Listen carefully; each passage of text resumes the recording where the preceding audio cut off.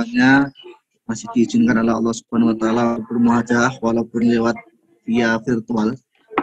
Langsung saja di kesempatan kali ini saya mewakili teman-teman untuk menjadi moderator di sesi yang kedua, yakni berkaitan dengan tugas yang telah diberikan pada sesi yang pertama kurang lebih minggu lalu. Maka perkenalkanlah kami Bu dosen. Menggunakan diri dulu, kami dari kelompok 1 yang terdiri dari Saudara Pak Ahmad Jamzuri, Pak Al-Hafid, Bu Ane Yuliana S, Bu Atika, Bu Aula Mukarramah, Pak Dedi Kurniawan, Bu Desi Ilham Yawi, Bu Dian Mudrikah, dan saya sendiri, Bu Ali Sandi. Insya Allah dari ini akan membahas berkaitan dengan analisis Quran Surah Al-Hasyr ayat 18 yang berkaitan dengan manajemen pendidikan Islam.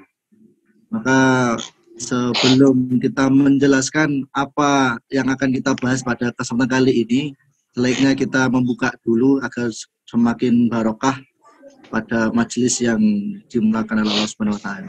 Mari kita buka dulu dengan bacaan basmalah bersama-sama. Bismillahirrahmanirrahim.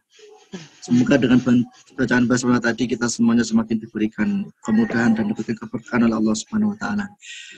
Langsung saja untuk sesi selanjutnya, yaitu penyampaian materi yang insya Allah akan disampaikan langsung oleh rekan-rekan saya di kelompok pertama. Pada teman-teman saya di kelompok pertama, waktu dan tempat kami persilakan. Tafadhol.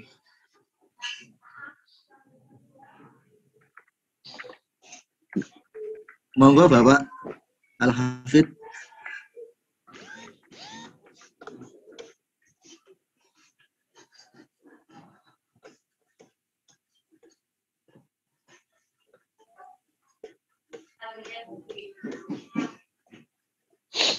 Baik, bismillahirrahmanirrahim. Assalamualaikum warahmatullahi wabarakatuh. Waalaikumsalam warahmatullahi wabarakatuh. Alhamdulillah rabbil alamin. Allahumma shalli ala Muhammad wa ala ali sayyidina Muhammad. Alhamdulillah Allah masih memberikan kita kesempatan bisa belajar bersama, berbagi ilmu bersama. Mudah-mudahan kita mendapatkan banyak ilmu dari Ibu dosen kita, Bu Dr. Atik. Mudah-mudahan. Selanjutnya kami dari kelompok 1 membahas tentang surat Al-Hasyr ayat 18.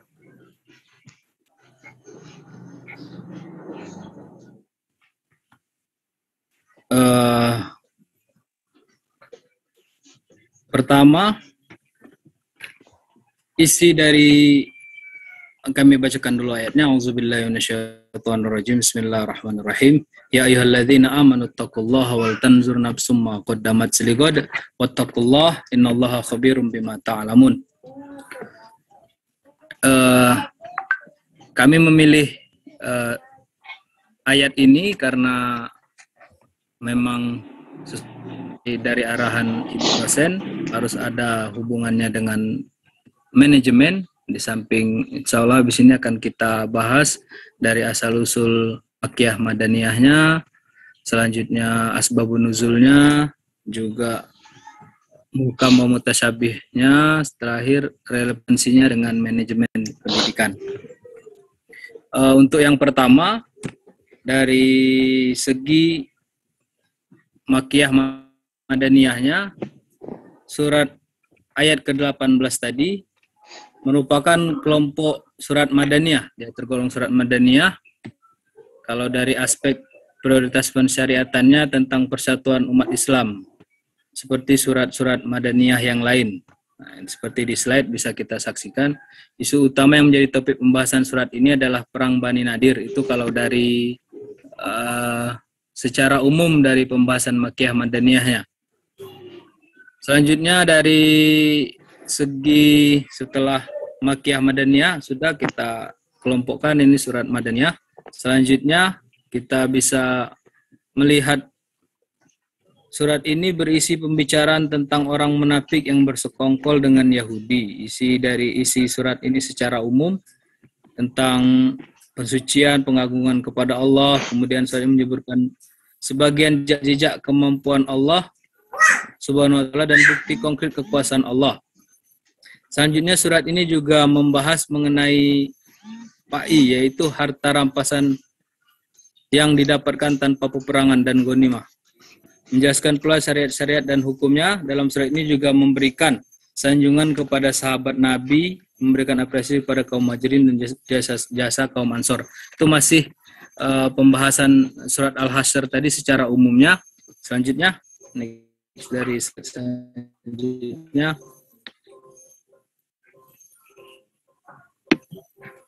dari kita lihat asbabun nuzulnya. Asbabun nuzul dari surat ini adalah peristiwa surgan oleh Imam Al-Bukhari. Surah Al-Hasyr berarti pengusiran. Nama lain terkait dengan peristiwa yang terkandung dalam surat tersebut. Surat ini memiliki nama lain yakni Bani Nadir. Surah Bani Nadir karena di dalamnya menceritakan tentang pengusiran Bani Nadir dari kota Madinah Munawwarah. Sedangkan Bani Nadir sendiri merupakan salah satu kaum Yahudi yang bertempat di Madinah. Itu asbabun nuzul surah Al-Hasyr ini secara umum. Selanjutnya,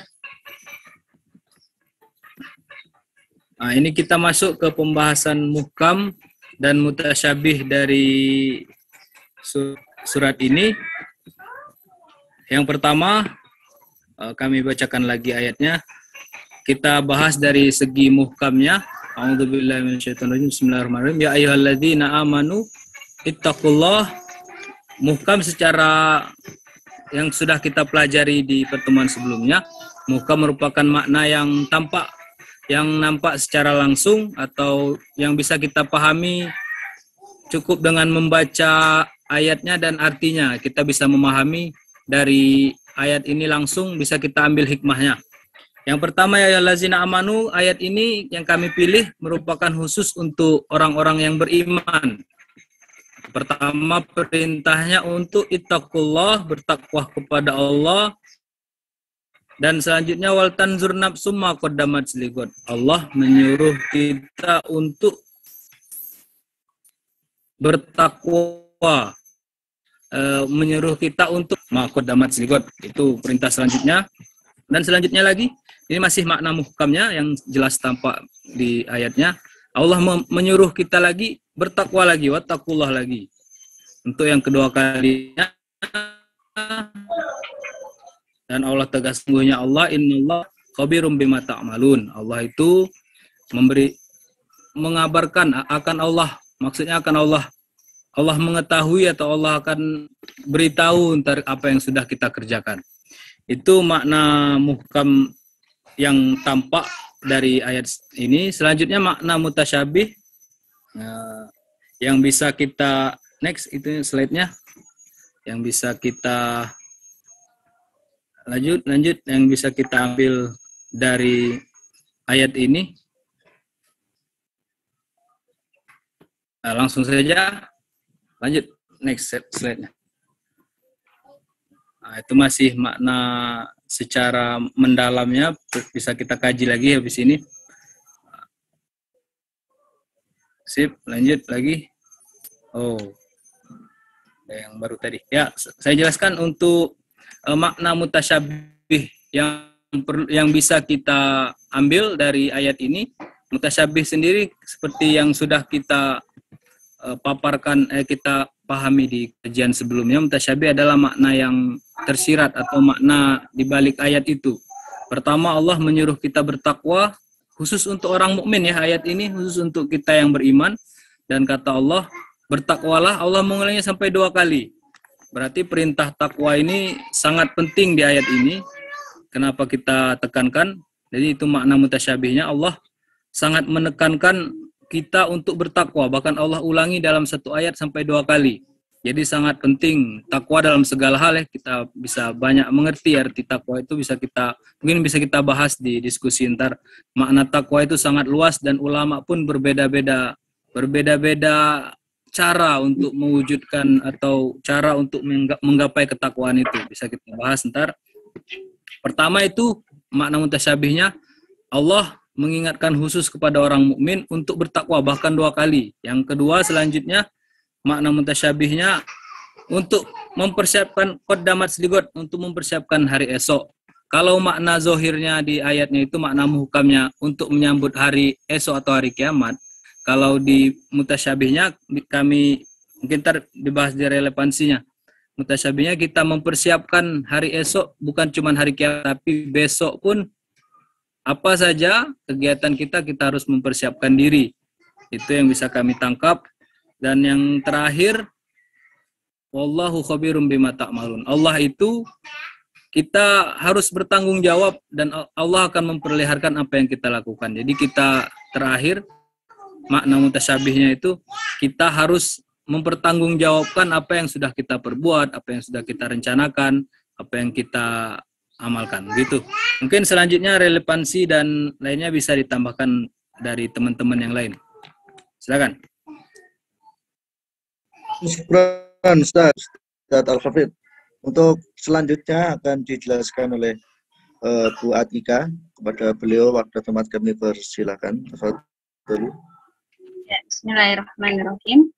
Melanjutkan sedikit presentasi yang telah dipaparkan oleh Bapak Al-Hafidh tadi berkenaan dengan Quran Surat Al-Hasr ayat 18, bagaimana relevansinya dengan manajemen pendidikan Islam itu sendiri. Jadi ditinjau dari interpretasi ayat Surat Al-Hasr ayat 18 tersebut memasuki ke ranah evaluasi yang menjadi satu fungsi dari manajemen itu sendiri.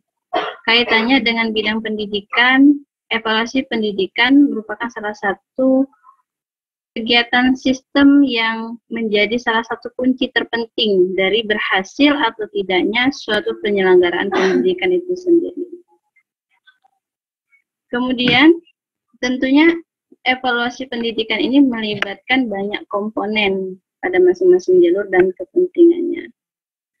Jadi, apa saja jenis-jenis evaluasi dari ruang lingkup evaluasi itu sendiri mencakup evaluasi pembelajaran, evaluasi program pendidikan, sistem pendidikan, dan evaluasi yang lainnya.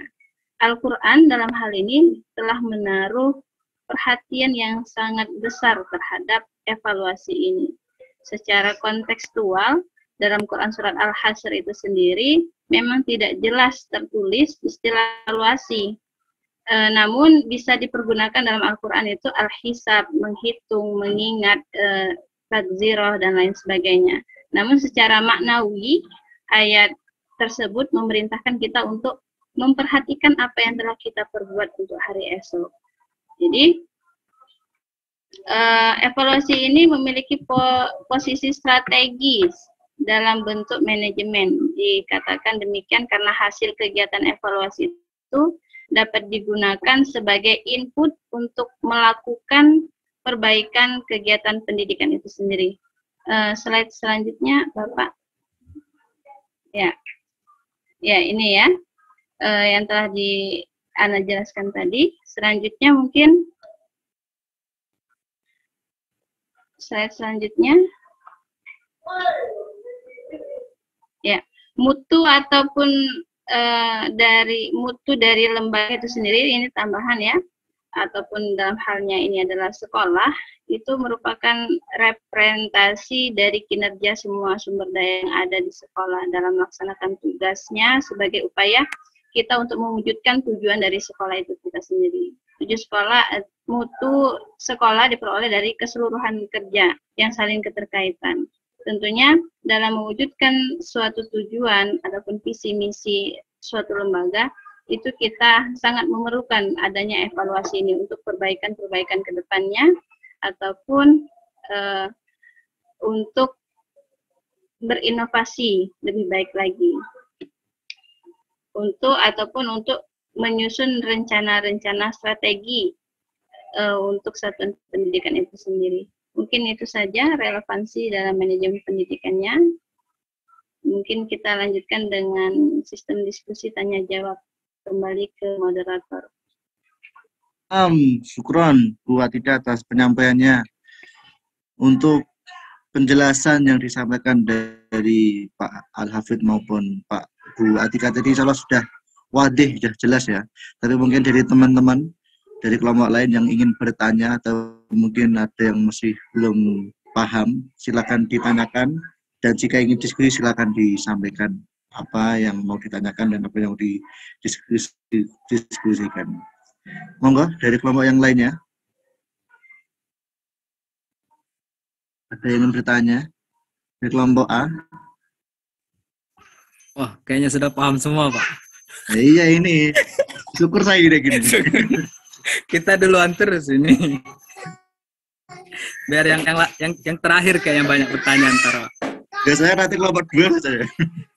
Kita kelompok duluan banyak terus biasanya. Ya bisa-bisin kelompok 2. Ya kalau sudah jelas bersyukur kita ya. Iya. Bersyukur kita. Tapi tunggu ya 1 menit mungkin dari kelompok 2, 3 dan seterusnya. Monggo. Kita tunggu. Enggak ada, Pak, berarti, Pak. Oh ya, sudah Lagi. Oh ya. Oh, iya. Mana enggak? Pak Wahidi. Pak Nabi, mana Pak Nabi? Pak Nabi. Manggil. Tanya dulu, kalau Pak Nabi tanya, saya baru tanya.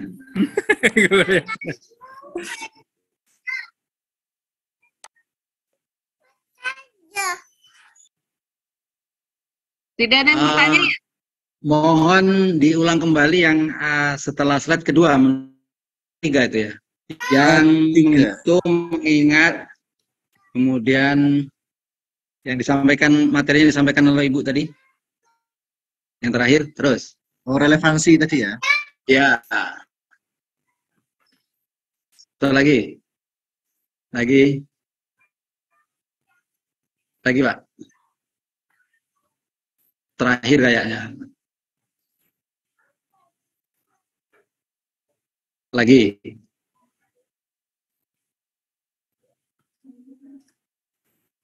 Yang terakhir, Pak.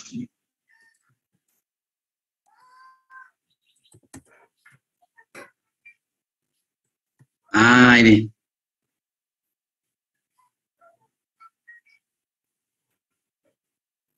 Oh. Yang terakhir, Pak. Kelewatan. Ya. Kalau terakhir terima kasih, Pak. Terakhir. Atasnya, ini ya. Pak, ada tersilakan yang selesai. Al-Quran menulis evaluasi.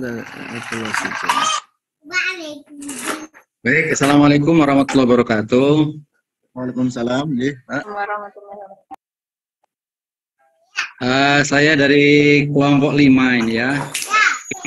Ya.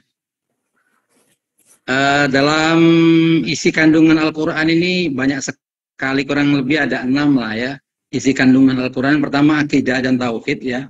Kemudian ada kandungan Al-Quran terkait dengan masalah ibadah. Ada juga yang masalah akhlak ya. Kemudian ada lagi hukum dan sejarah. Kemudian pengetahuan dan sains ya. Pengetahuan dan teknologi ya. Yang ingin kami tanyakan di situ ada beberapa konteks ya yang menaruh perhatian sangat besar terhadap evaluasi secara kontekstual dalam surah Al-Hajj ini ya. Istilah evaluasi yang bisa dipergunakan dalam Al-Quran seperti Al-Hisab. Kemudian ada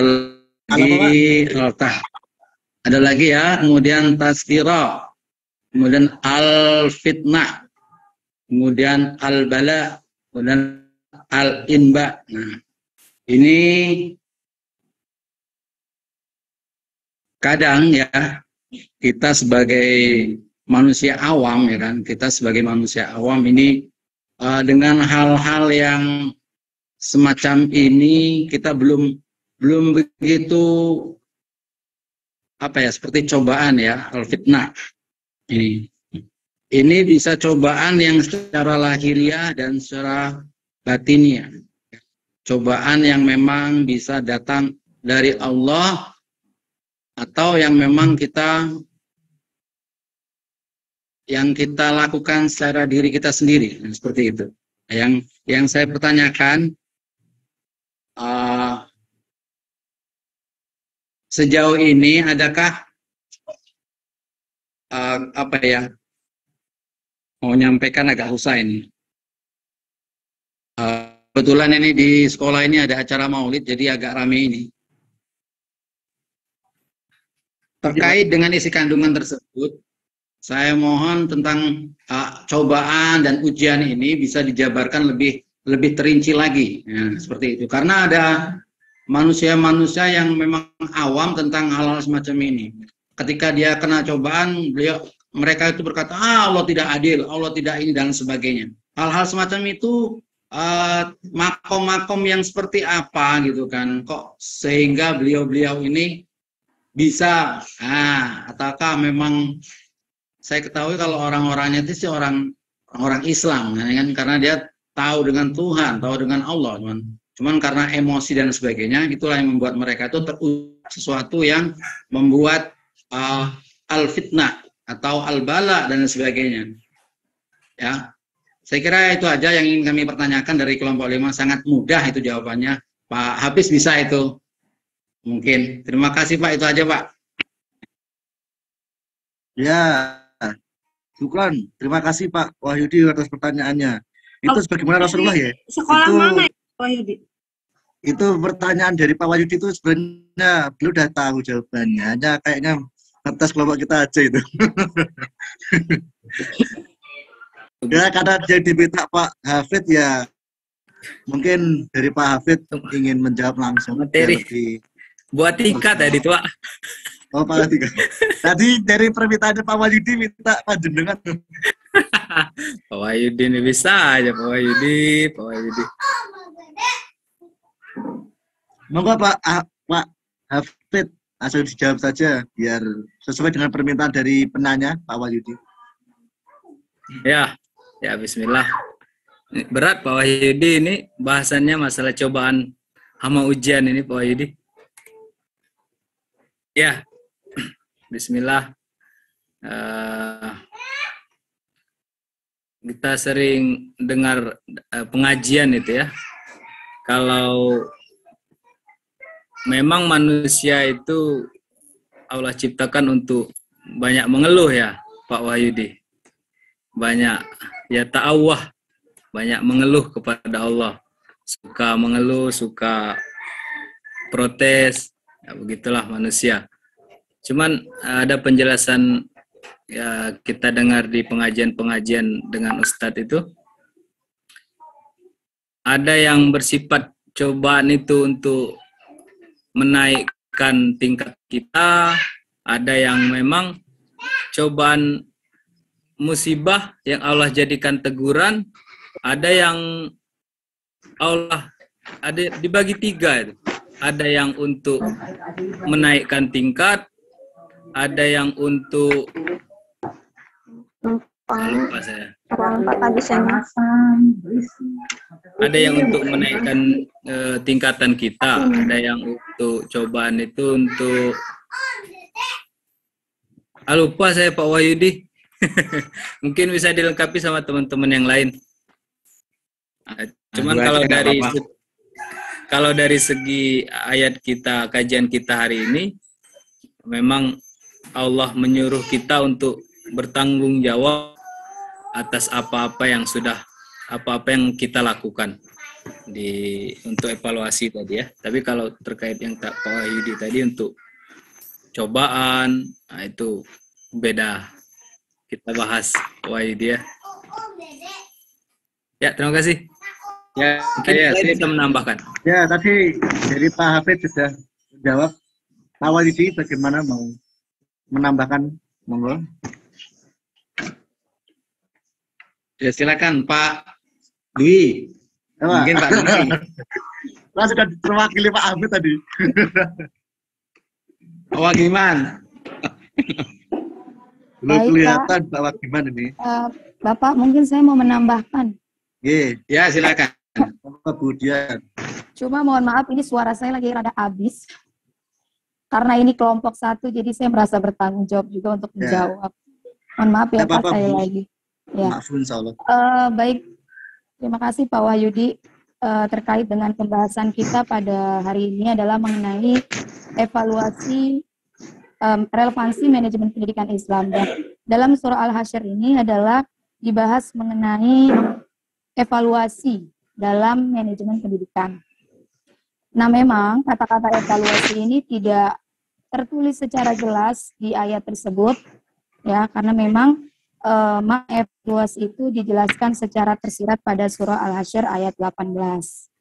Nah, tadi biasanya dalam Al-Quran itu untuk persoalan evaluasi biasanya menggunakan kata-kata seperti al-hisab, tazkirah, al-fitnah, bala, al-inba, atau lain-lain. Nah, tadi jadi titik pertanyaannya adalah mengenai al-fitnah. Al-fitnah ini cobaan. Kenapa kok bisa dikaitkan evaluasi?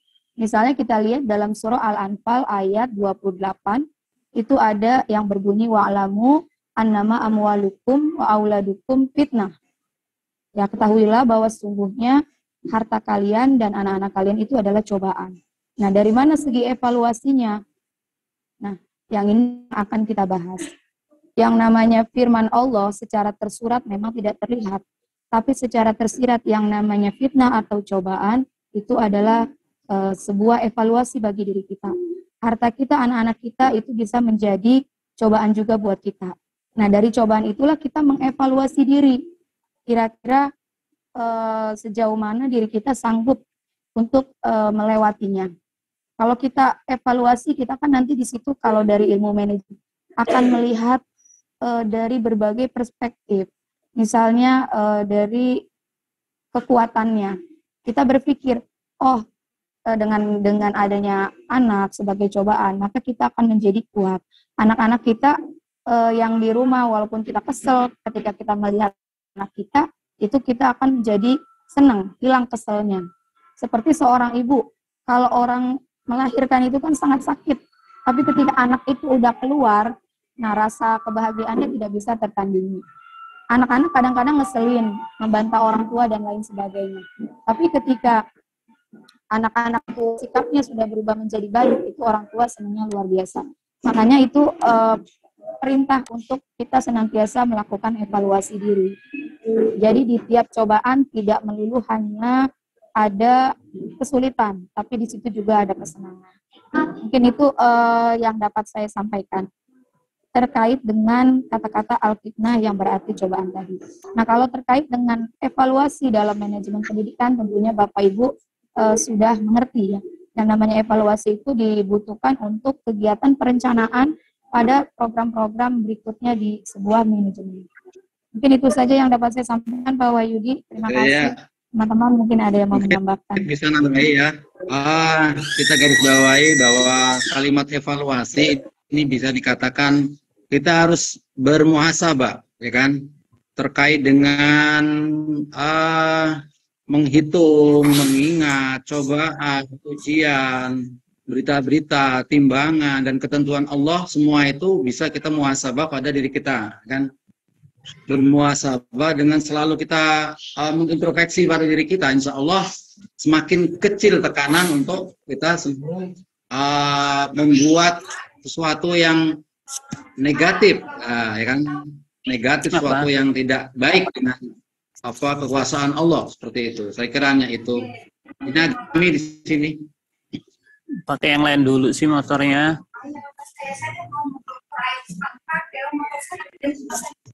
Ya, syukron. Terima kasih Pak Wahyudi. Ya.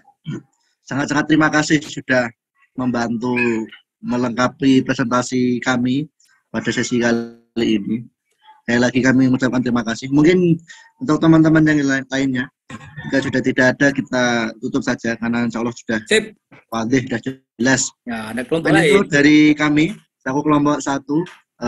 Saya lagi kami ucapkan jazakumullahu khairan katsiran. Terima kasih banyak atas perhatian dan dalam penyampaian kelompok kami, dan mohon maaf selama pembawaan banyak salah dan salah, banyak kata yang tidak berkenan di hati panjenengan semuanya. Mari kita tutup dengan bacaan alhamdulillah dan doa kafaratul majelis. Alhamdulillahirabbil alamin. Subhanakallahumma wa bihamdika Asyhadu an la ilaha illallah wa astaghfiruka wa atubu ilaik. Semoga bermanfaat. Mohon maaf. Wassalamualaikum warahmatullahi wabarakatuh. Waalaikumsalam warahmatullahi wabarakatuh.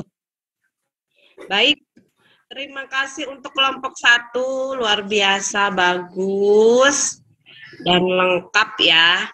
Hanya asbabun nuzul dalam ayat ke-18 itu saya belum menemukan. Saya baru menemukannya dari ayat 1 sampai dengan 17. Dan perlu Bapak Ibu ketahui, sesungguhnya surat Al-Hasyr ayat 18 ini menjadi dalil besar dalam dunia manajemen, ya. Dan dia menjadi salah satu, masih banyak lagi sih, salah satu yang menjadi landasan kenapa kita harus memanage. Ya, tadi sudah dibahas dalam tafsir Ibnu Katsir ya tadi ya, dan sebagainya. Baik, kita lanjut ya. Alhamdulillah, makasih banyak Bu. Iya, sama-sama. Kelompok 2 ya, silakan monggo, boleh dimulai. Register Pendidikan Islam. Selamat datang kembali Ibu, selamat bertemu lagi yang kedua kalinya. Dan teman-teman pejuang edukasi yang tetap semangat pagi ini menyambut masa depan untuk mencerdaskan anak bangsa. Hari ini kami khusus memilih surah An-Nisa ayat 59 karena di dalamnya itu terdapat anjuran untuk menaati pimpinan. Sedangkan masalah kepemimpinan ini tidak terlepas dari manajemen dan pemimpin. Nah, pemimpin yang seperti apakah yang harus kita taati? Maka disinilah akan kita bahas secara santai tetapi bermakna bersama kami kelompok 2 yang terdiri dari Dwi Purnanti, Eka.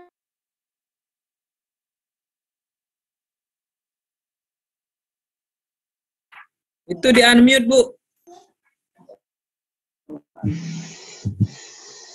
Astagfirullahaladzim, mohon maaf. Ter-unmute. Saya ulang ya teman-teman.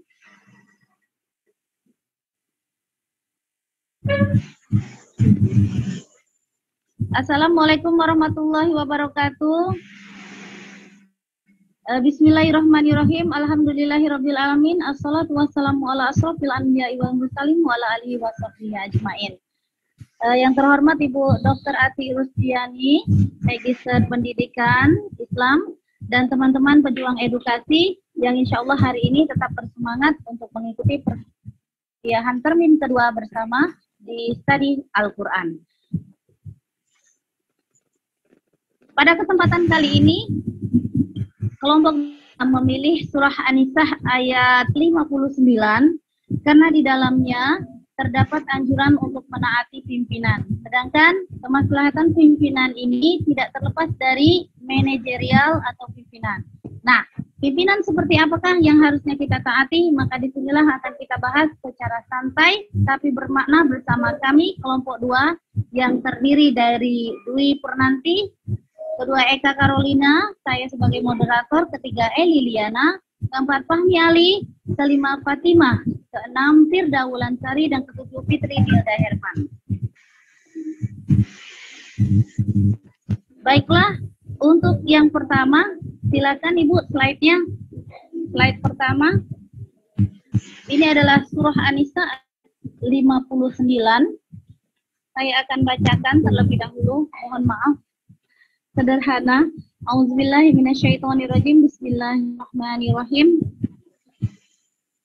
Ya ayyuhallazina amanu atiiullah wa atiiur rasul wa atiiur rasulah wa ulil amri minkum fa in tanaza'tum fi shay'in farudduhu ila Allah wa rasuli in kuntum tu'minuna billahi wal yawmil akhir. Dzalika khairu wa ahsanu ta'wila.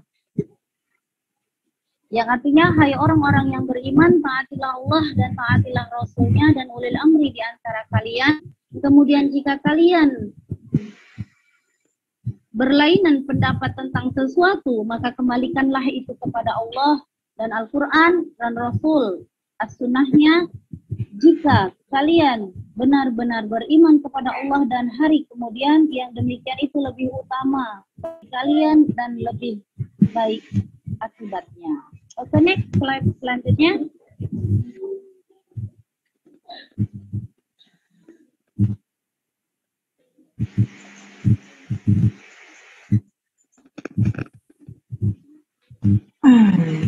Baik, yang berikut ini ada teman-teman kandungan surah An-Nisa ayat 59. Yang pertama itu taat dan patuh kepada perintah Allah.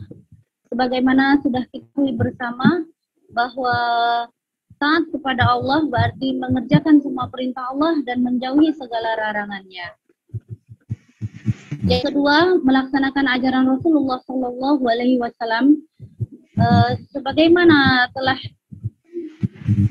tercantumkan di dalam Quran. Rasulullah merupakan manusia istimewa yang diutus oleh Allah untuk seluruh umat untuk memperbaiki akhlak manusia, seperti surah An-Nahl ayat 44 itu, dan kami turunkan az-zikir Al-Quran kepadamu agar engkau menerangkan kepada manusia apa yang diturunkan kepada mereka. Yang ketiga, itu patuh kepada ulil amri di antara kamu. Maksudnya adalah pimpinan dari kita semua, bisa dalam suatu negara, suatu organisasi, atau suatu kelembagaan. Pimpinan seperti apa yang akan kita patuhi? Itu tentu saja pimpinan yang mengajak kepada kebaikan dan meninggalkan kepada keburukan atau amar ma'ruf nahi munkar. Yang terakhir itu adalah berpedoman kepada Al-Quran dan As-Sunnah. Dan jika ada terdapat berlainan pendapat di antara kita, maka kembalikan kepada Al-Quran dan As-Sunnah sebagai pedoman yang paling hakiki di dalam Al-Quran dan hadis. Baik, selanjutnya Ibu, silakan. Selanjutnya, ini adalah slide selanjutnya surah An-Nisa ayat 9 yang akan di ayat 59, maksudnya yang akan dijelaskan oleh Ibu Eliana. Kepada Ibu Eliana, silakan.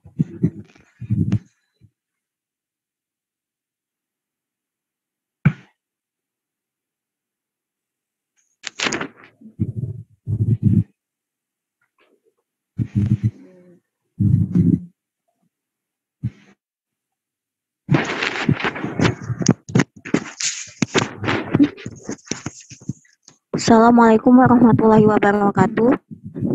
Waalaikumsalam warahmatullahi wabarakatuh. Saya akan menjelaskan mengenai surat An-Nisa ayat 59 ini, termasuk surat ayat Madaniyah. Surat An-Nisa ayat 59 ini termasuk surat Madaniyah. Aisyah radhiyallahu an mengatakan surat An-Nisa ini baru diturunkan setelah Rasulullah Shallallahu Alaihi Wasallam serumah dengan Aisyah Madinah. Demikian pula ayat 50 juga termasuk ayat Madaniyah. Mengetahui surat Makkiyah dan Madaniyah merupakan salah satu bidang penting. Yang pertama, bukti ketinggian bahasa yang terkandung dalam Al-Quran. Di dalam Al-Quran, Allah mengajak bicara setiap kaum sesuai keadaan mereka, baik dengan penyampaiannya keras maupun lembut. Yang kedua, syariat ini. Hal tersebut sangat nyata di mana unsur dan bertahap sesuai keadaan umat pada masa itu dan kesiapan mereka di dalam menerima dan melaksanakan syariat yang diturunkan. Yang ketiga, pendidikan terhadap para dai di jalan Allah dan pengarahan bagi mereka agar mengikuti metode Al-Quran dalam tata cara penyampaian dan pemilihan tema, dari memulai dari perkara yang paling penting serta menggunakan kekerasan dan kelembutan sesuai tempatnya. Yang keempat, pembeda antara nasik dan mansukh. Seandainya terdapat dua ayat, yaitu Madaniyah dan Makkiyah, yang keduanya memenuhi syarat-syarat nasik atau penghapusan, maka ayat Madaniyah tersebut menjadi nasik bagi ayat Makkiyah, karena ayat Madaniyah yang datangnya belakangan setelah ayat Makkiyah. Dari penjelasan di atas, kita dapat mengetahui bahwa kajian Makkiyah dan Madaniyah sangatlah erat kaitannya dengan tafsir Al-Quran, dengan melihat kronologi turunnya berdasarkan tempat, waktu, kitab, dan kriterianya, akan diketahui hikmah-hikmah yang terkandung di dalamnya. Baik, materi saya sekian. Saya tutup dengan Wassalamualaikum warahmatullahi wabarakatuh. Saya kembalikan kepada moderator. Waalaikumsalam warahmatullahi wabarakatuh. Baik, terima kasih Ibu Eliana. Selanjutnya teman-teman yaitu akan dibahas tentang asbabun nuzul surah An-Nisa yang akan disampaikan oleh Ibu Dwi Purnanti. Pada Ibu Dwi Purnanti. Iya, terima kasih Bu Eka. Baiklah, di sini saya akan. Suara saya terdengar? Terdengar Bu. Oh iya, Jelas, Bu. terima kasih. Ya.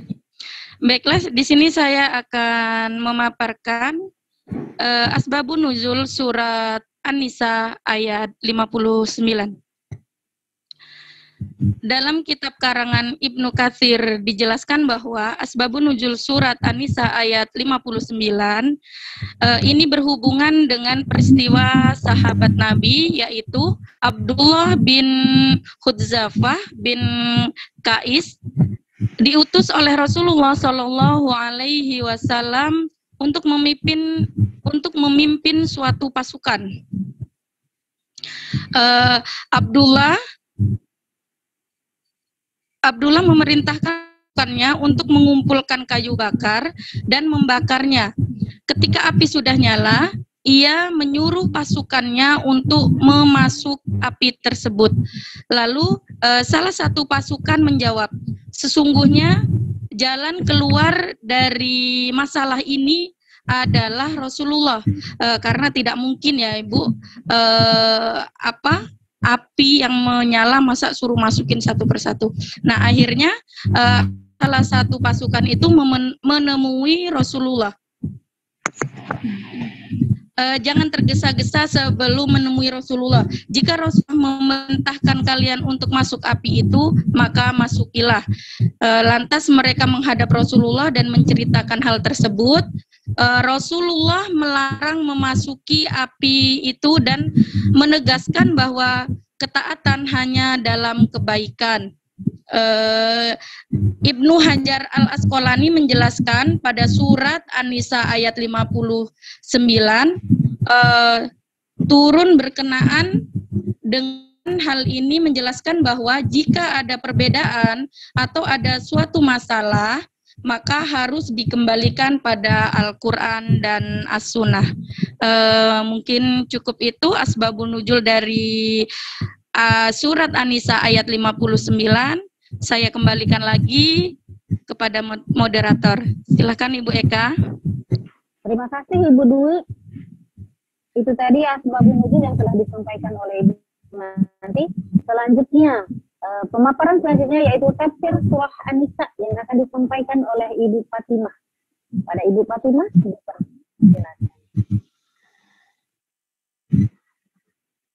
Baik, terima kasih. Assalamualaikum warahmatullahi wabarakatuh. Terima kasih kepada Ibu Moderator. Saya akan menjelaskan tentang tafsir surat An-Nisa ayat 59 yang telah dibacakan tadi. Di sini tentang tafsir yang kami ambil adalah dari Ibnu Katsir. Sahabat tadi yang sudah dijelaskan tentang asbabun nuzul ya, tentang sahabat yang ditugaskan untuk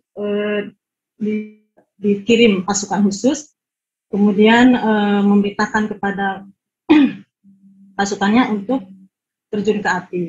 Namun itu menjadikan perdebatan di antara para sahabat dan kemudian dilaporkan kepada Rasulullah. Kemudian di sini ditafsirkan dalam Ibnu Katsir tentang surat An-Nisa ayat 59 ini. Pertama adalah ketaatan mutlak hanya kepada Allah dan Rasul-Nya. Tapi surat An-Nisa ayat 59 yang pertama adalah tentang ketaatan kepada Allah dan Rasul-Nya. Hai orang-orang yang beriman, taatilah kepada Allah dan Rasul-Nya. Orang yang memiliki iman di hati diperintahkan untuk mentaati Allah dan Nabi Muhammad SAW. Ketaatan ini adalah mutlak dilakukan, tak bisa lagi ditawar. Orang yang taat kepada Rasulullah pada hakikatnya taat kepada Allah. Sebab tidak ada satupun perintah Rasulullah yang bertentangan dengan perintah Allah. Nah ini berkaitan, ya, berkaitan dengan perintah Allah dan Rasulnya. Kemudian Ibnu Katsir menjelaskan taat kepada Allah adalah mengikuti ajaran Allah mengikuti ajaran Al-Quran, sedangkan taat kepada Rasulullah adalah dengan mengamalkan sunnahnya. Said Kutubi dalam tafsir fil Zihlil, Quran menjelaskan Allah wajib ditaati, di antara hak prerogatif uluhiyah adalah membuat syariat.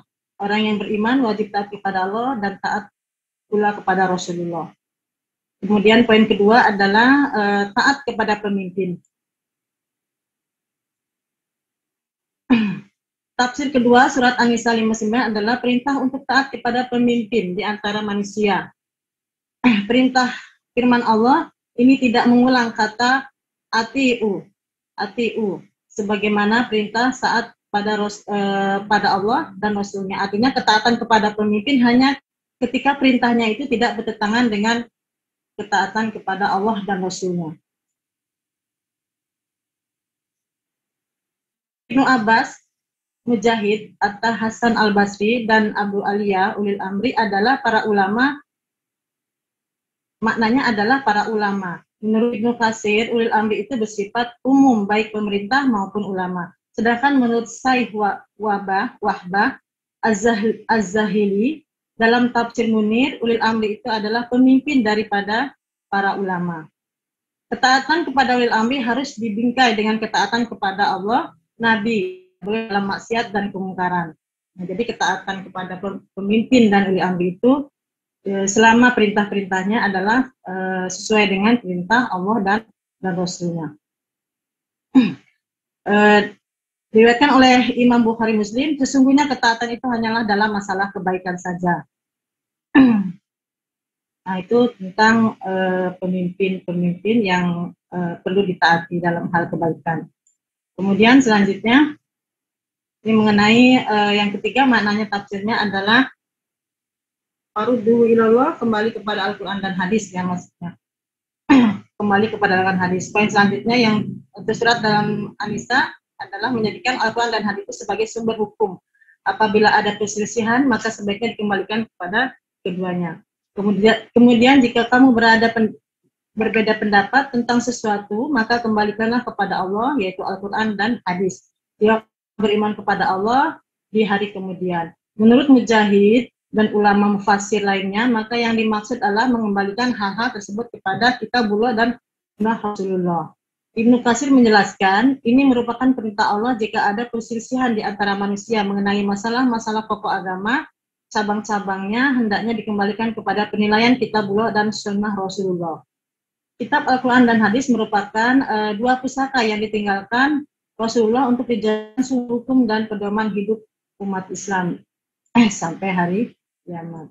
Imam Bukhari dan Muslim mengatakan melalui hadis Yahya Al-Qattan dari Ubadah ibnu Samit, kami bersumpah setia kepada Rasulullah SAW untuk tunduk patuh dalam semua keadaan, baik dalam keadaan semangat ataupun keadaan mas, dalam keadaan sulit ataupun dalam keadaan mudah, dengan menyampingkan kepentingan pribadi, dan kami tidak merebut urusan dari yang berhak menerimanya.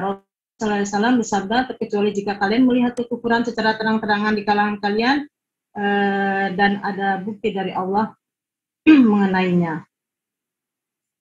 Kemudian selanjutnya hadis ini diketengahkan oleh Imam Bukhari dan Muslim. Di dalam hadis yang lain, Anas disebutkan bahwa Rasulullah SAW pernah bersabda, tunduk dan patuhlah kalian sekalipun yang memimpin itu adalah seorang budak Habasyah yang kepalanya seperti zibah. Zibah itu seperti anggur kering. Nah, ini mungkin pemimpin yang tidak dilihat dari fisiknya. Kemudian dari hadis riwayat Imam Bukhari dari Abu Hurairah radhiyallahu disebutkan, kekasihku Nabi SAW telah mewasiatkan kepadaku agar tunduk dan patuh kepada pemimpin sekalipun dia pemimpin adalah budak Habasyah yang cacat anggota tubuhnya. Kemudian hadis riwayat Imam Muslim juga dari Ummu Husain disebutkan bahwa pernah mendengar Rasulullah SAW bersabda dalam khutbah Hajjil Wada, seandainya budak memimpin kalian dengan memakai pedoman kitabullah, maka tunduk dan patuhilah kepadanya. Ibnu Jabir mengatakan, telah menceritakan kepadaku, Ali Ibnu Muslim Atusi telah menceritakan kepada kami, Ibnu Abu Fudalik telah menceritakan kepadaku. Abdullah Ibnu Muhammad Ibnu Urwah dari Hisam Ibnu Urwah dari As-Salih Sima Abu Hurairah bahwa SAW bersabda, kelak sedahu kalian akan diperintahkan oleh pemimpin-pemimpin. Maka ada pemimpin yang bertakwa, yang memimpin kalian dengan ketaatan. Dan ada pula pemimpin durhaka, yang memimpin kalian dengan kedurhakaannya. Maka tunduk dan patuhilah kalian kepada mereka dalam semua perkara, sesuai dengan kebenaran. Dan bantulah mereka, jika mereka berbuat baik, maka kebaikan itu kalian bagi kalian dan mereka sendiri. Dan jika mereka berbuat buruk, maka baik bagi kalian dan buruk itu bagi mereka sendiri.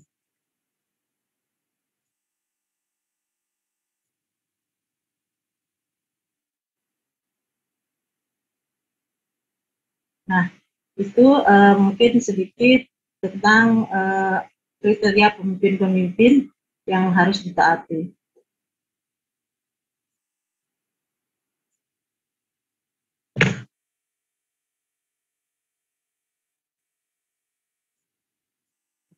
Kemudian di dalam sebuah hadis sahih yang disepakati kesahihannya dari Abu Hurairah disebutkan bahwa Rasulullah SAW, barang siapa yang taat kepadaku berarti dia taat kepada Allah. Barang siapa yang durhaka kepadaku berarti durhaka kepada Allah. Dan barang siapa yang taat kepada amirku berarti dia taat kepadaku. Dan barang siapa yang durhaka kepada amirku berarti dia durhaka kepadaku.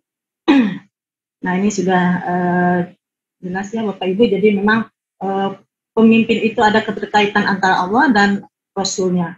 Jadi kita jika taat kepada pemimpin dan pada yang kita akui sebagai pemimpin selama baik, berarti kita mentaati Allah dan juga Rasulnya, sangat berkaitan. Kemudian anas tersebut jelas di atas merupakan dalil-dalil yang memerintahkan agar kita tetap taat kepada para ulama dan pemerintah, karena itu dalam surat ini disebutkan taatilah Allah, kemudian yakni ikuti ajaran kitab Al-Qur'annya dan taatlah Rasulnya. Kemudian maksudnya amalkan sunnah-sunnahnya dan ulil amri di antara kalian. Yaitu dalam semua perintah kepada kalian menyangkut masalah taat kepada Allah, bukan durhaka kepada Allah, karena sesungguhnya tidak ada ketaatan kepada makhluk bila menganjurkan untuk berbuat durhaka terhadap Tuhan yang Maha Pencipta, seperti disebutkan di dalam sebuah hadis yang telah dijelaskan tadi, sesungguhnya ketaatan itu adalah hanyalah di dalam kebaikan. Kemudian firman Allah yang selanjutnya adalah, kemudian jika kalian berlainan pendapat tentang sesuatu, maka kembalikanlah kepada Al-Quran dan As-Sunnah. Menurut Mujahid dan bukunya, hanya seorang dari kalangan ulama salaf, menurut Mujahid dan bukan hanya seorang dari kalangan salaf, yang mengatakan bahwa makna yang dimaksudkan mengembalikan hal tersebut adalah kepada kitabullah, yaitu Al-Quran dan Sunnah Rasulullah Sallallahu Alaihi Wasallam. Hal ini merupakan perintah Allah Subhanahu Wa Taala yang menyebutkan bahwa segala sesuatu yang diperselisihkan di antara manusia menyangkut masalah pokok agama dan cabang-cabang lainnya tadi yang sudah dijelaskan, yang masalah terutama syariat yang memang berlainan pendapat di antara kita, maka diharuskan kembalikan kepada Al-Quran dan Sunnah. Atau dalam hal lain, jika memang dalam Al-Quran dan Sunnah itu tidak didapatkan, maka kembali kepada ijtima' atau yang dikiaskan kepada Al-Quran dan Sunnah. Maka apapun yang diputuskan dan di dalam kitabullah dan Sunnah Rasulullah yang dipersaksikan kesahihannya, maka itu telah menjadi perkara yang hak, tidaklah sesudah perkara yang hak, melainkan hanya kebatilan belaka. Jadi sudah jelas kalau Al-Quran dan Sunnah itu sudah keputusan yang hak, dan tidaklah sesudah perkara yang hak itu, melainkan hanya kebatilan yang belaka. Karena itu dalam firman selanjutnya dijelaskan, jika kalian benar-benar beriman kepada Allah dan hari kemudian, kembalilah semua perselisihan itu dan kebodohan itu kepada kitabullah dan Sunnah Rasulullah. Lalu carilah keputusan masalah yang kalian perselisihkan itu kepada keduanya, jika benar-benar kalian beriman di hari kemudian. Hal ini menunjukkan bahwa barang siapa yang tidak menyerahkan keputusan yang hukum kepada kitab dan Sunnah Rasulullah di saat berselisih pendapat dan tidak mau merujuk kepada keduanya, maka dia bukan termasuk orang-orang yang beriman kepada Allah dan di hari kemudian. Kemudian firman Allah Subhanahu Wa Taala yang demikian itu lebih utama bagi kalian, maksudnya adalah yakni menyerahkan keputusan kepada kitabullah dan sunnahnya serta merujuk kepada keduanya dan menyelesaikan perselisihan pendapat merupakan hal yang lebih utama. Kemudian selanjutnya dan lebih baik akibatnya, yaitu lebih baik akibat dan penyelesaiannya menurut pendapat As-Sadi dan lainnya yang bukan hanya seseorang. Sedangkan menurut Mujahid, makna yang dimaksud lebih baik misalnya apa yang dikatakan Mujahid ini lebih dekat kepada selainnya. Mungkin itu saja moderator tentang surat An-Nisa ayat 59. Kami kembalikan kepada moderator. Assalamualaikum warahmatullahi wabarakatuh. Waalaikumsalam warahmatullahi wabarakatuh. Terima kasih Ibu Fatimah. Itulah tadi paparan tentang tafsir surah An-Nisa ayat 59. Selanjutnya pelajaran yang dapat dipetik dari surah An-Nisa yang akan disampaikan oleh Ibu Fitri Nelda Herman. Pada Ibu dipersilakan. Assalamualaikum warahmatullahi wabarakatuh. Pada kesempatan ini saya diberi amanah untuk menjabarkan tentang pelajaran apa saja yang dapat dipetik dari surat An-Nisa ayat 59. Perintah taat kepada Rasulullah SAW adalah perintah yang tanpa syarat. Dan ini menunjukkan bahwa tidak ada perintah Rasul yang salah atau keliru. Tidak ada yang bertentangan dengan perintah Allah Subhanahu wa taala. Karena jika ada maka tentu kewajiban taat kepada beliau tidak sejalan dengan perintah taat kepada Allah, dan tentu juga ada di antara perintah beliau yang keliru. Adapun hikmah yang dapat diambil dari surat An-Nisa ayat 59 ini, pelajarannya yaitu yang pertama, wajibnya ketaatan kepada Allah, ketaatan kepada Nabi, dan ketaatan kepada pemimpin kaum muslimin dari kalangan pemerintah maupun dari ulama. Karena patuh kepada Nabi termasuk ketaatan kepada Allah, dan patuh kepada pemimpin adalah termasuk taat kepada Nabi. Rasulullah SAW bersabda, barang siapa yang taat kepada diriku, maka dia telah taat kepada Allah. Siapapun yang patuh kepada pemimpinku, maka telah patuh kepada diriku. Barang siapa berbuat durhaka kepadaku, maka telah durhaka kepada Allah. Dan barang siapa berbuat durhaka kepada pemimpin, maka telah berbuat durhaka kepada diriku. Itu yang pertama. Yang kedua, wajibnya merujuk kepada Al-Quran dan hadis dalam perdebatan perihal, baik itu akidah, ibadah, ataupun dalam masalah peradilan. Yang ketiga, terciptanya hasil yang terpuji dan keadaan yang baik bagi lagi bahagia bagi umat Islam yang telah merujuk kepada Al-Quran dan hadis dalam perdebatan mereka.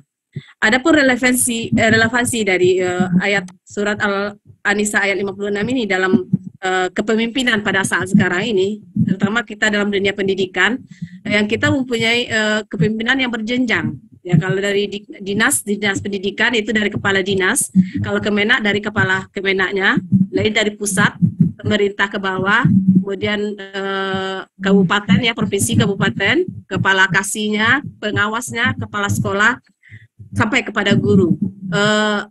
Kita masing-masing harus mengikuti perintah aturan dari atasan kita sebagai pemimpin kita, selagi aturan atau perintah tersebut tidak bertentangan dengan Al-Quran hadis.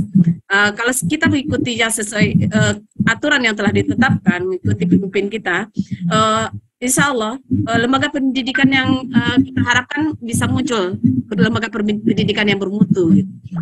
Tercapailah tujuan yang kita tetapkan dalam dunia pendidikan. Mungkin itu saja dari saya tentang pelajaran yang dapat dipetik dari surat An-Nisa ayat 56. Dikembalikan kepada Ibu Moderator, Bu Eka, silakan. Terima kasih Ibu Fitri Nelda Herman. Selanjutnya akan dibahas tentang hikmah ayat-ayat muhkamat yang akan disampaikan oleh Ibu Firda. Pada Ibu Firda, Assalamualaikum warahmatullahi wabarakatuh. Waalaikumsalam warahmatullahi wabarakatuh. Sedikit saja di sini ingin menambahkan hikmah dan nilai-nilai pendidikan dalam ayat-ayat muhkamat, yaitu yang pertama menjadi rahmat bagi seluruh manusia. Dengan adanya ayat-ayat muhkam yang sudah jelas, sangat berarti besar bagi mereka, khususnya yang kemampuan bahasa Arabnya lemah. Yang kedua, memudahkan manusia untuk memahami dan mengamalkan ajaran-ajarannya dalam kehidupan. Dan yang ketiga, menghilangkan kesulitan dan kebingungan dalam mempelajari isi kandungan Al-Quran. Yang artinya nggak harus menunggu penafsiran atau penjelasan dari lafal atau ayat atau surah yang lainnya. Itu saja dari saya. Kembali ke moderator. Terima kasih Ibu Firdausyari. Itulah tadi penjelasan singkat tentang hikmah ayat-ayat muhkamat. Selanjutnya, hikmah ayat-ayat mutasabihat yang akan disampaikan oleh Bapak Fahmi Ali. Pada Bapak, dipersilakan.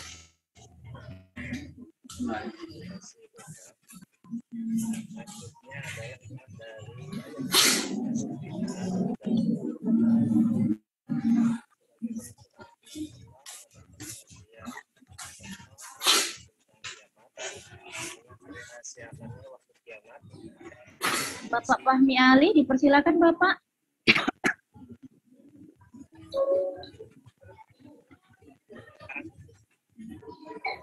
Suaranya Bapak Fahmi belum terdengar. Halo, halo. Ya, halo. Tes, halo. Suaranya terlalu kecil Bapak.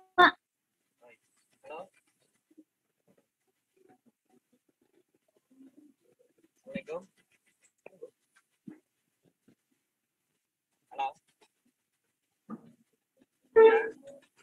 Satu adalah memperlihatkan kelemahan akal manusia, yang artinya manusia sangat lemah dan hanya memiliki pengetahuan yang sangat sedikit, serta menjadi bukti akan kebesaran dan keluasan Allah. Kemudian yang kedua, melalui pengalaman indrawi yang biasa dihasilkan, jadi kita seperti ayat-ayat tentang kiamat itu dirahasiakannya waktu kiamat agar manusia tidak malas dalam bersiap bekal amal dan menghadapi kedatangan hari. Yang ketiga adalah menjadikan umat manusia termotivasi untuk giat belajar.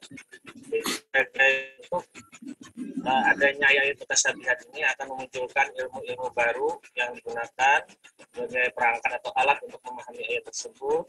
Contohnya ilmu gramatika bahasa Arab, tilawah dan sebagainya. Yang keempat selanjutnya adalah memperlihatkan kemukjizatan Al-Quran. Nah, sebagai bentuk penetapan mukjizat Al-Quran ini karena ayat-ayat Al-Quran mutasyabihat ini menunjukkan ketinggian dari mutu dan mutu sastra dan balaghah yang dimiliki Al-Quran. Yang kelima adalah mendorong kegiatan untuk belajar di semua disiplin ilmu. Nah, demikian hikmah dari adanya atau pendidikan dari adanya ayat mutasyabihat ini. Saya kembalikan ke Bu Eka. Terima kasih. Baik, terima kasih Bapak Fahmi Ali.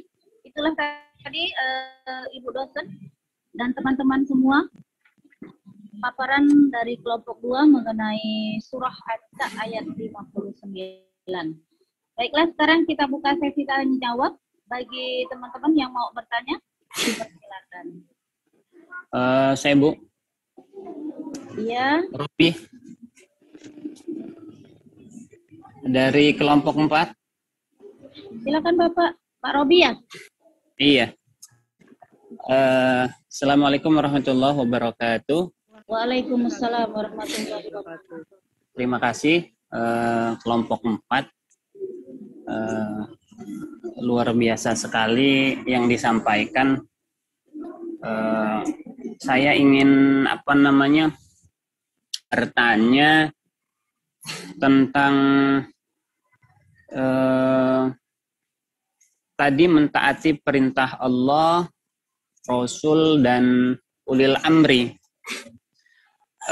Kalau misal kita taat kepada Allah, kepada Rasul, itu mungkin kita semua tidak memungkiri lah ya, bisa bisa taat. Tapi hanya dengan ulil amri ini masih terdapat beberapa perbedaan gitu, yang perbedaan di antara kelompok-kelompok Islam terkait dengan taat pada ulil amri. Nah, dalam hal ini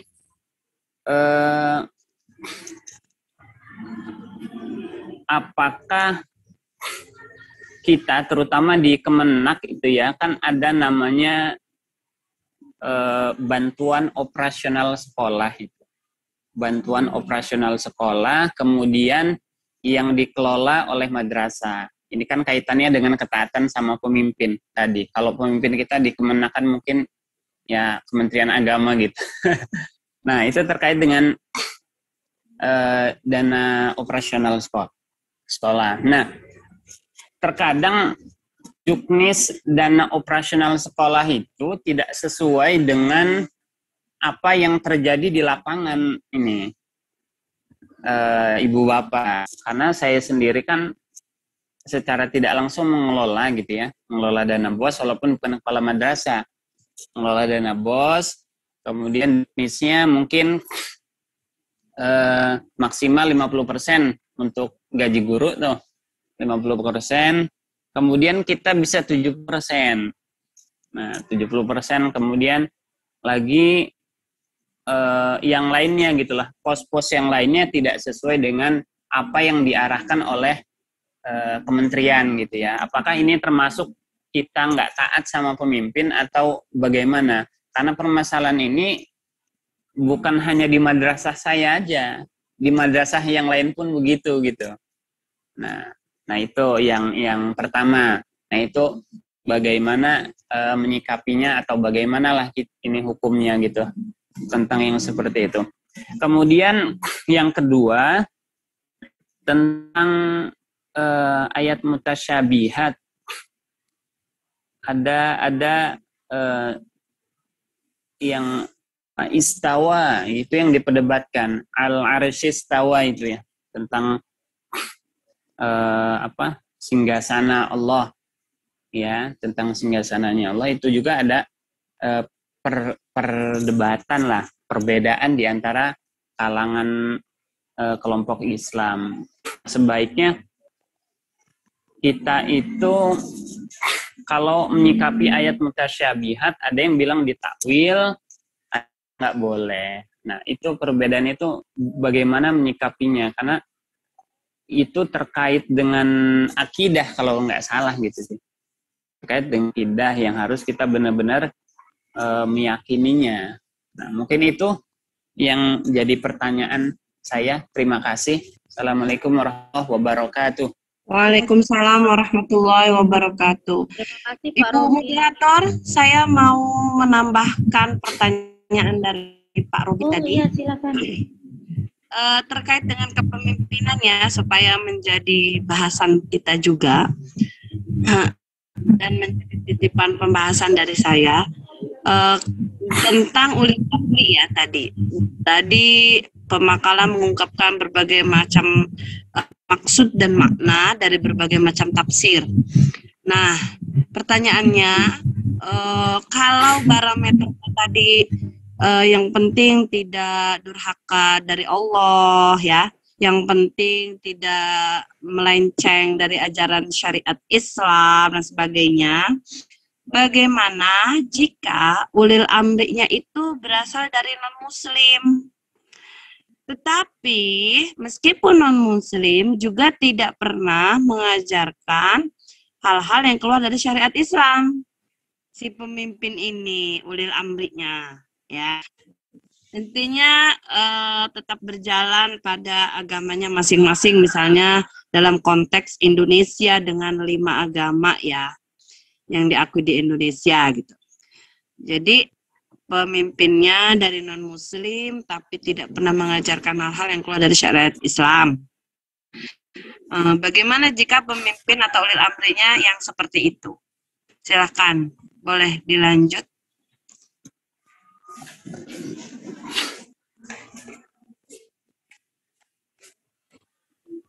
Terima kasih Ibu Dr. Ati Rusiani atas pertanyaannya. Luar biasa sekali pertanyaannya. Silakan teman-teman, atau cukup ini sudah ada 3 pertanyaan?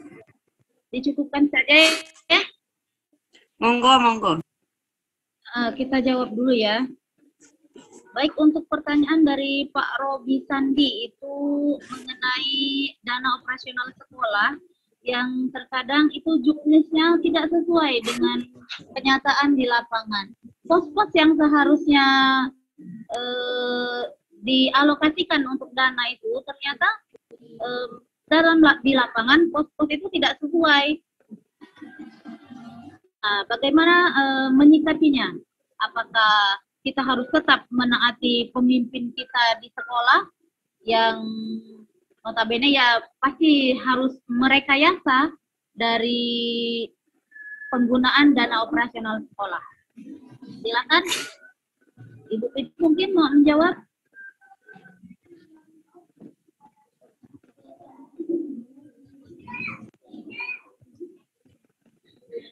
Ibu Firda? Coba jawab ya.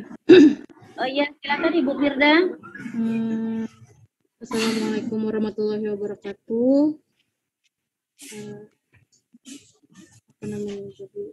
Untuk masalah dana BOP, kebetulan juga Pak, saya juga ikut mengelola sama seperti Bapak, kasusnya juga sama, nggak sesuai dengan pos yang sesuai dengan Juknis. Kalau dari pandangan pribadi Pak, kan dana BOP itu ada yang dialokasikan untuk tambahan gaji guru, terus ada untuk pembangunan sekolah, terus ada untuk bantuan siswa. Yang setahu saya ya, yang pernah saya kelola gitu kan, untuk masalah mentaati pemimpin itu, kalaunya sudah walaupun yang seharusnya sesuai Juknis tapi tidak sesuai dengan yang diperintahkan, itu kembali ke pribadi masing-masing nih Pak ya.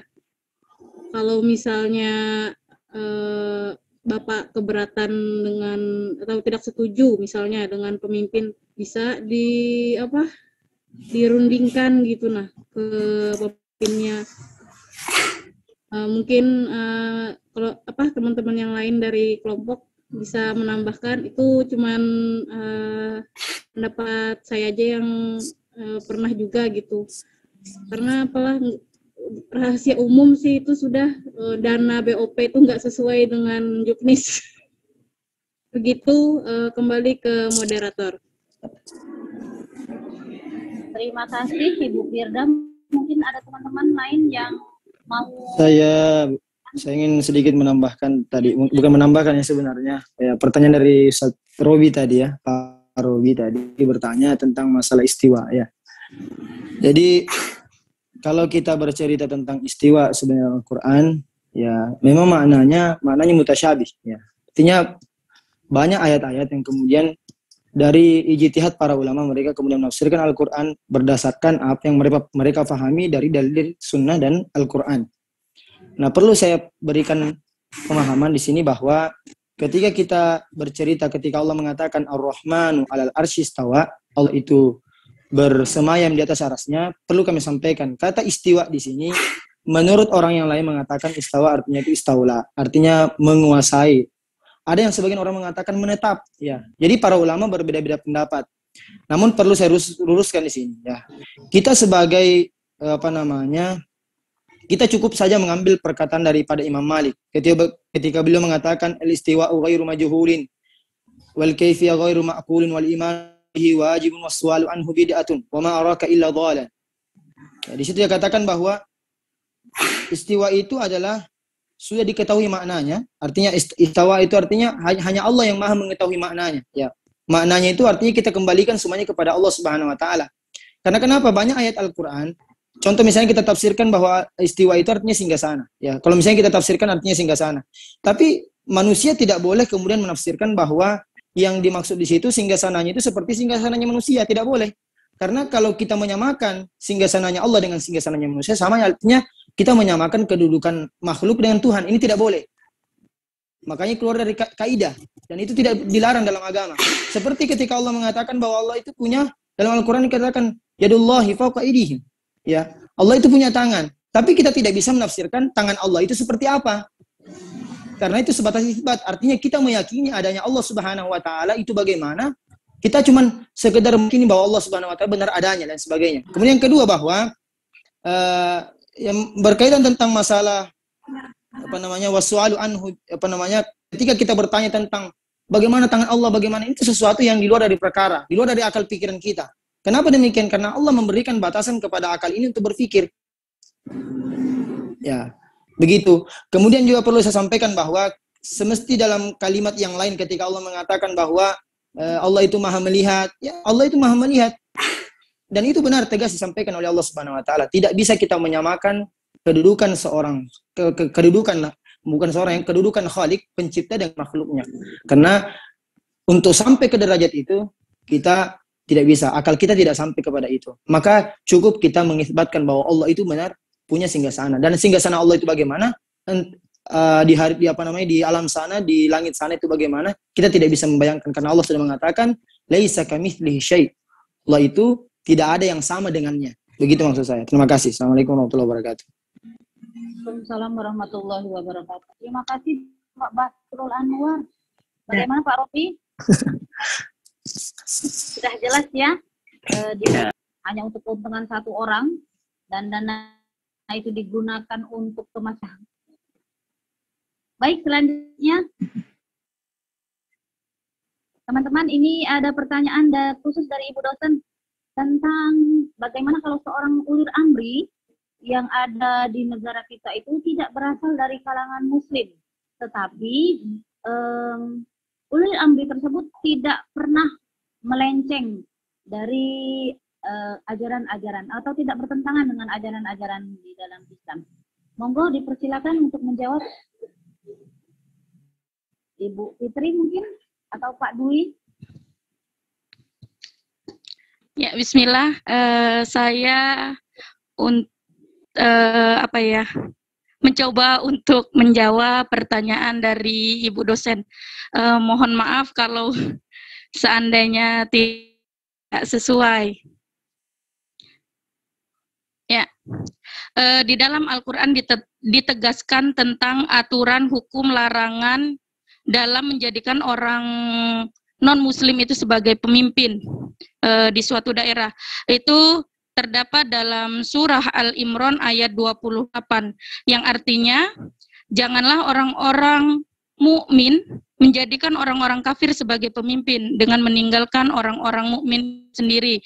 Barang siapa berbuat demikian niscaya lepaslah ia dari pertolongan Allah kecuali karena siasatnya memelihara diri dari sesuatu yang ditakuti dari neraka, dan Allah memperingatkan kamu terhadap diri atau siksaannya, dan hanya kepada Allah ia tempat kembali. Namun dalam penafsirannya di sini hanya bagi orang non-muslim atau orang kafir yang memusuhi atau yang memerangi Islam itu sendiri.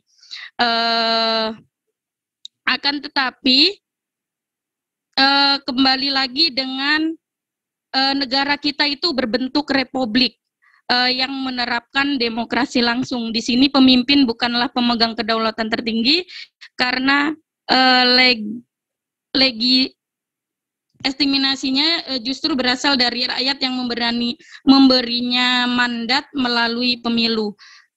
Mungkin itu boleh teman-teman yang lain untuk menambahkan pertanyaan dari Ibu dosen. Alhamdulillah, terima kasih Bu Dwi. Itu tadi teman-teman jawaban dari Ibu Dwi. Monggo kalau ada yang ingin menambahkan. Masih ditunggu. Adakah yang ingin menambahkan kembali? Saya menambahkan sedikit. Iya, silakan. Saya Ibu Eka. Iya, silakan. Pak Natsir ya? Ya, insya Allah. Baik, terima kasih. Dengar ya, Bu? Iya, kedengaran Pak, silakan. Ya. Masalah kepemimpinan dalam hal ini di luar dari agama Islam. Kita melihat ada salah satu hadis Bukhari dan Muslim, innamat ta'at fil ma'ruf. Jadi ketaatan itu hanya pada nilai kebaikannya saja. Kita boleh taat tapi ada kebaikannya saja. Jadi selagi seperti permasalahan tadi yang disampaikan Ibu Dokter, selagi dia tidak pernah bertentangan dengan agama.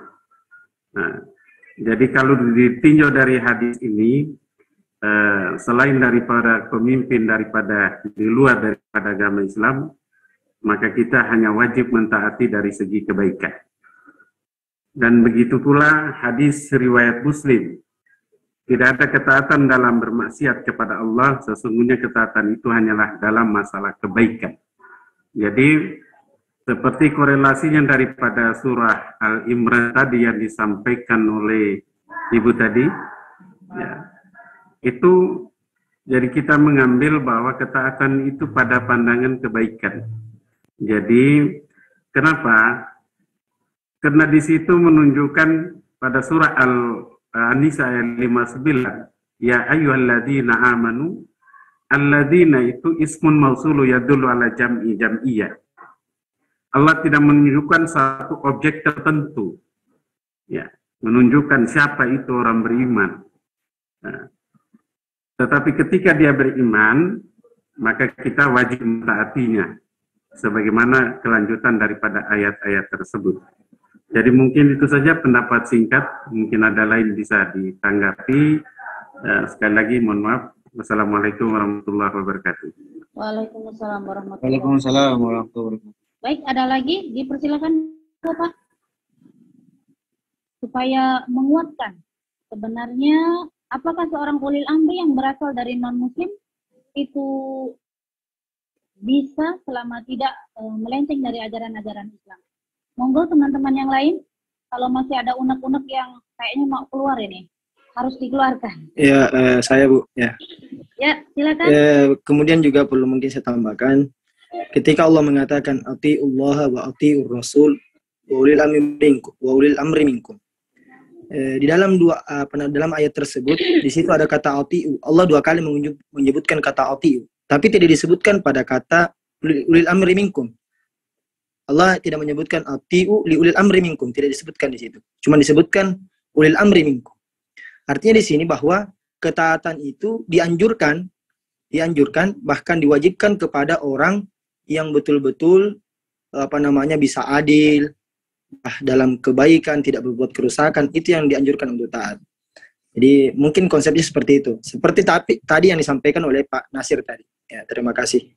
Assalamualaikum warahmatullahi wabarakatuh. Assalamualaikum warahmatullahi wabarakatuh. Terima kasih Pak Bahrul kembali menambahkan dan menguatkan. Baik, tadi kalau dari poinnya bisa kita ambil bahwa ketaatan yang harus dilakukan itu adalah ketaatan yang kepada hal-hal yang baik saja.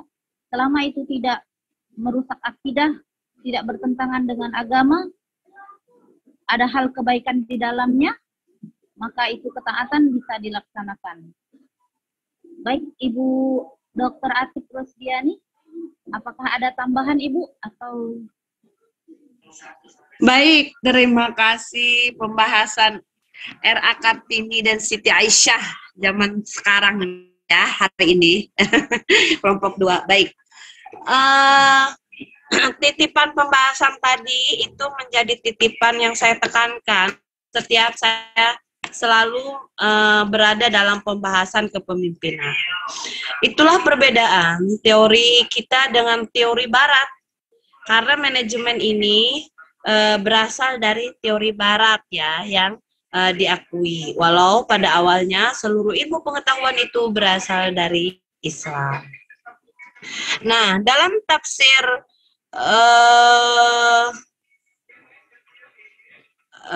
Quraisy Shihab, dalam tafsir Quraisy Shihab mengatakan bahwa syarat khalifah itu yang pertama adalah muslim. Sementara ulil amri itu adalah seorang khalifah. Ya, jadi yang dimaksud ulil amri dalam tafsirnya Quraisy Shihab mengatakan dia pertama harus muslim, laki-laki, terus merdeka dalam artian tidak narapidana, berakal, baligh, adil, dan berarti memiliki ilmunya. Lalu dia memiliki kemampuan dan kekuatan, ya. Ahlu kifayah wal qudrah. Itu yang terakhir. Jadi bahwa keimanan itu menjadi syarat pertama untuk dikatakan menjadi ulil amri menurut tafsir Quraisy. Baik, segitu aja tambahan dari saya, dan tidak menjadi satu-satunya dalil tentang kepemimpinan dari surat An-Nisa, ya, masih banyak yang lain. Silakan, boleh dilanjut. Baik, terima kasih Ibu Dokter. Kami persilakan bagi teman-teman yang masih mau bertanya, masih mau penasaran ini tentang surah An-Nisa ayat 59, dipersilakan.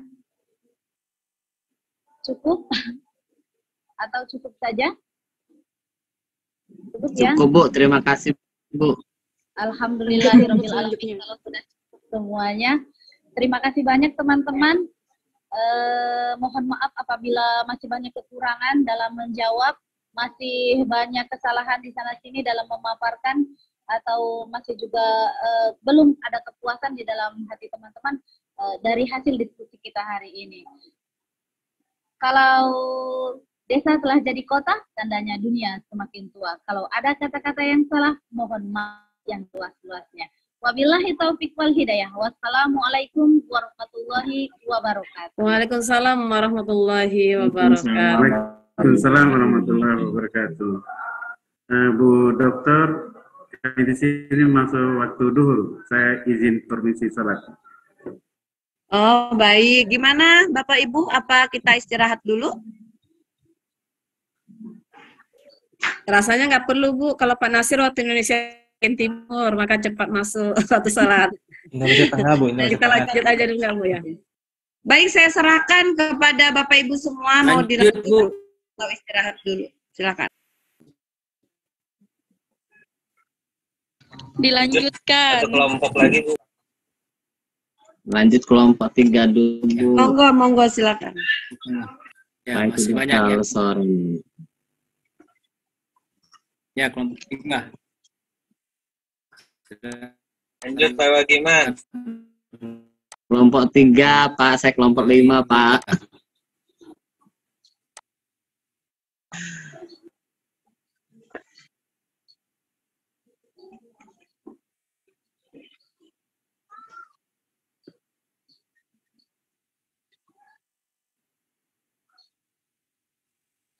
Waalaikumsalam warahmatullahi wabarakatuh.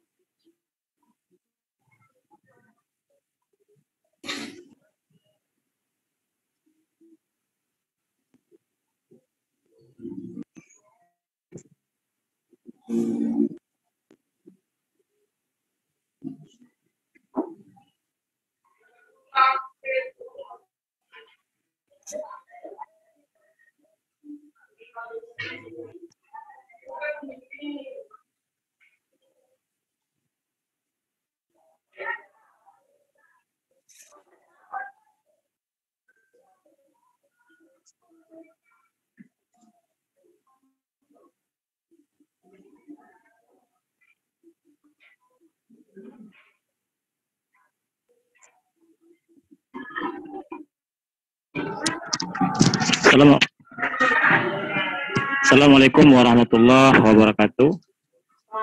Terima kasih kepada moderator yang telah memberikan waktunya. Kelompok kami mengambil surah Al-Maidah ayat 8.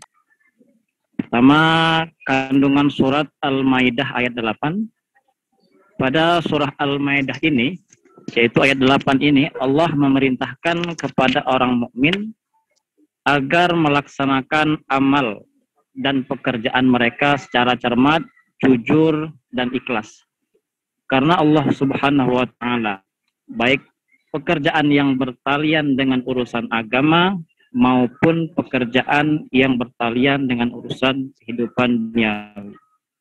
Karena hanya dengan demikianlah mereka bisa sukses dan memperoleh hasil balasan yang mereka harapkan.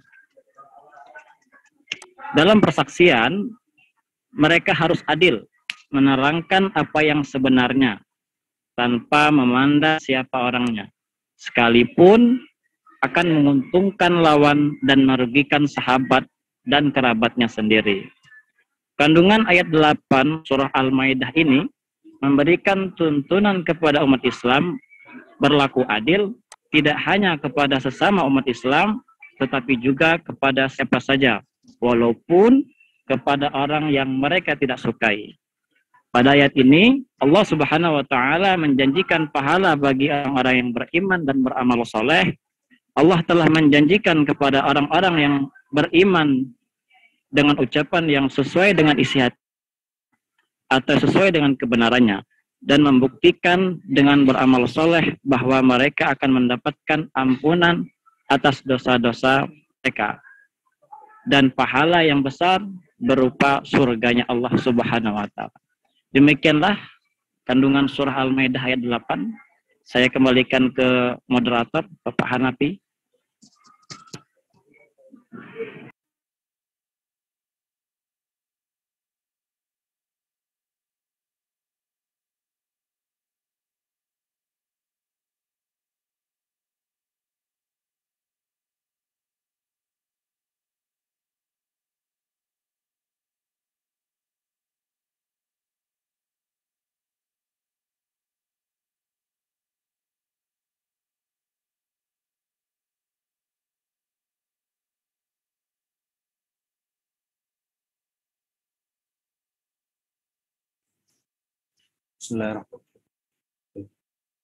Bismillahirrahmanirrahim. Assalamualaikum warahmatullahi wabarakatuh. Alhamdulillahirabbil alamin.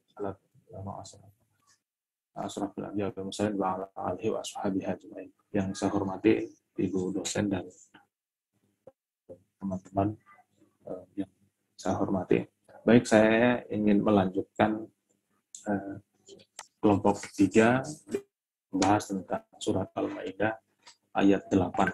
Ya. Tadi sudah kandungannya sudah dijelaskan oleh pemateri sebelum saya di kelompok 3.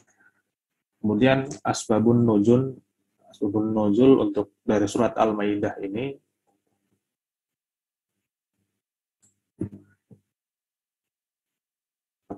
yang pertama, sebab diturunnya surat Al-Maidah ayat 8 ini adalah kenal dengan Utsman bin Talhah bin Abu Talhah ketika terjadi peristiwa Fathul Mekah gitu, atau penaklukan kota Mekah. Nama asli Abu Talhah ayah Utsman ini ialah Abdullah bin Abdul Uzza bin Utsman Abdid Dar bin Usayy bin Kilab al-Quraisy At-Tabari. Nah, ia merupakan juru kunci wajah mulia. Kemudian yang kedua, menurut Ibnu Katsir, sebab diturunnya ayat ini ketika Rasulullah SAW meminta kunci Ka'bah darinya atau Utsman sewaktu penaklukan Mekah, lalu menyerahkan kembali kepadanya.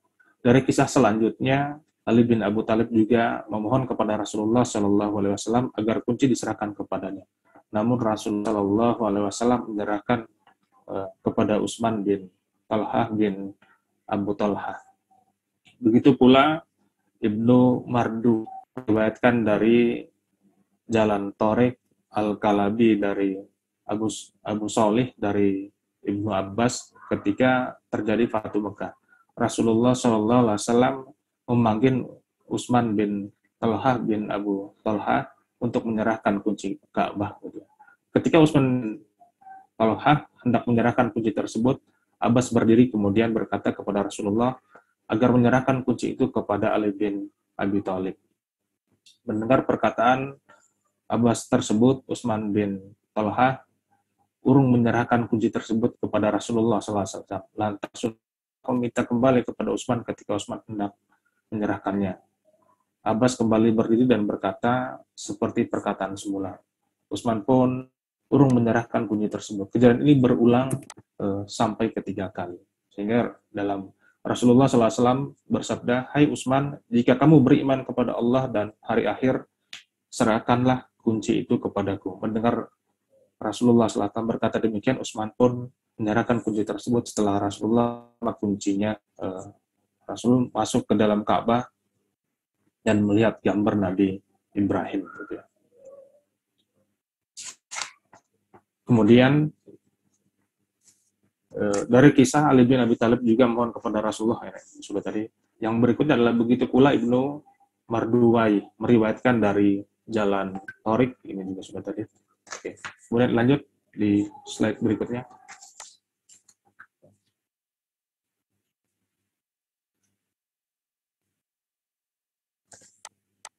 Ya. Tafsiran ayat ya. Nah, untuk tafsiran Mustafa Al-Maraghi menerangkan bahwa ayat ini terletak setelah keterangan tentang perintah menunaikan akad atau janji, kebolehan makanan dan kebolehan memakan makanan ahli kitab, dan perintah untuk bersuci. Pada ayat ini, menurut Al-Maghari, ditentukan soal tentang cara bergaul atau muamalah dengan orang lain, baik itu kawan maupun lawan. Kemudian yang berikutnya, slide berikutnya, hikmah dan nilai pendidikan dalam muhkam mutasabih Al-Quran. Yang pertama adalah, jika seluruh Al-Quran dari ayat-ayat muhkamat, niscaya akan sirnalah ujian keimanan dan amal lantaran pengertian ayat yang jelas.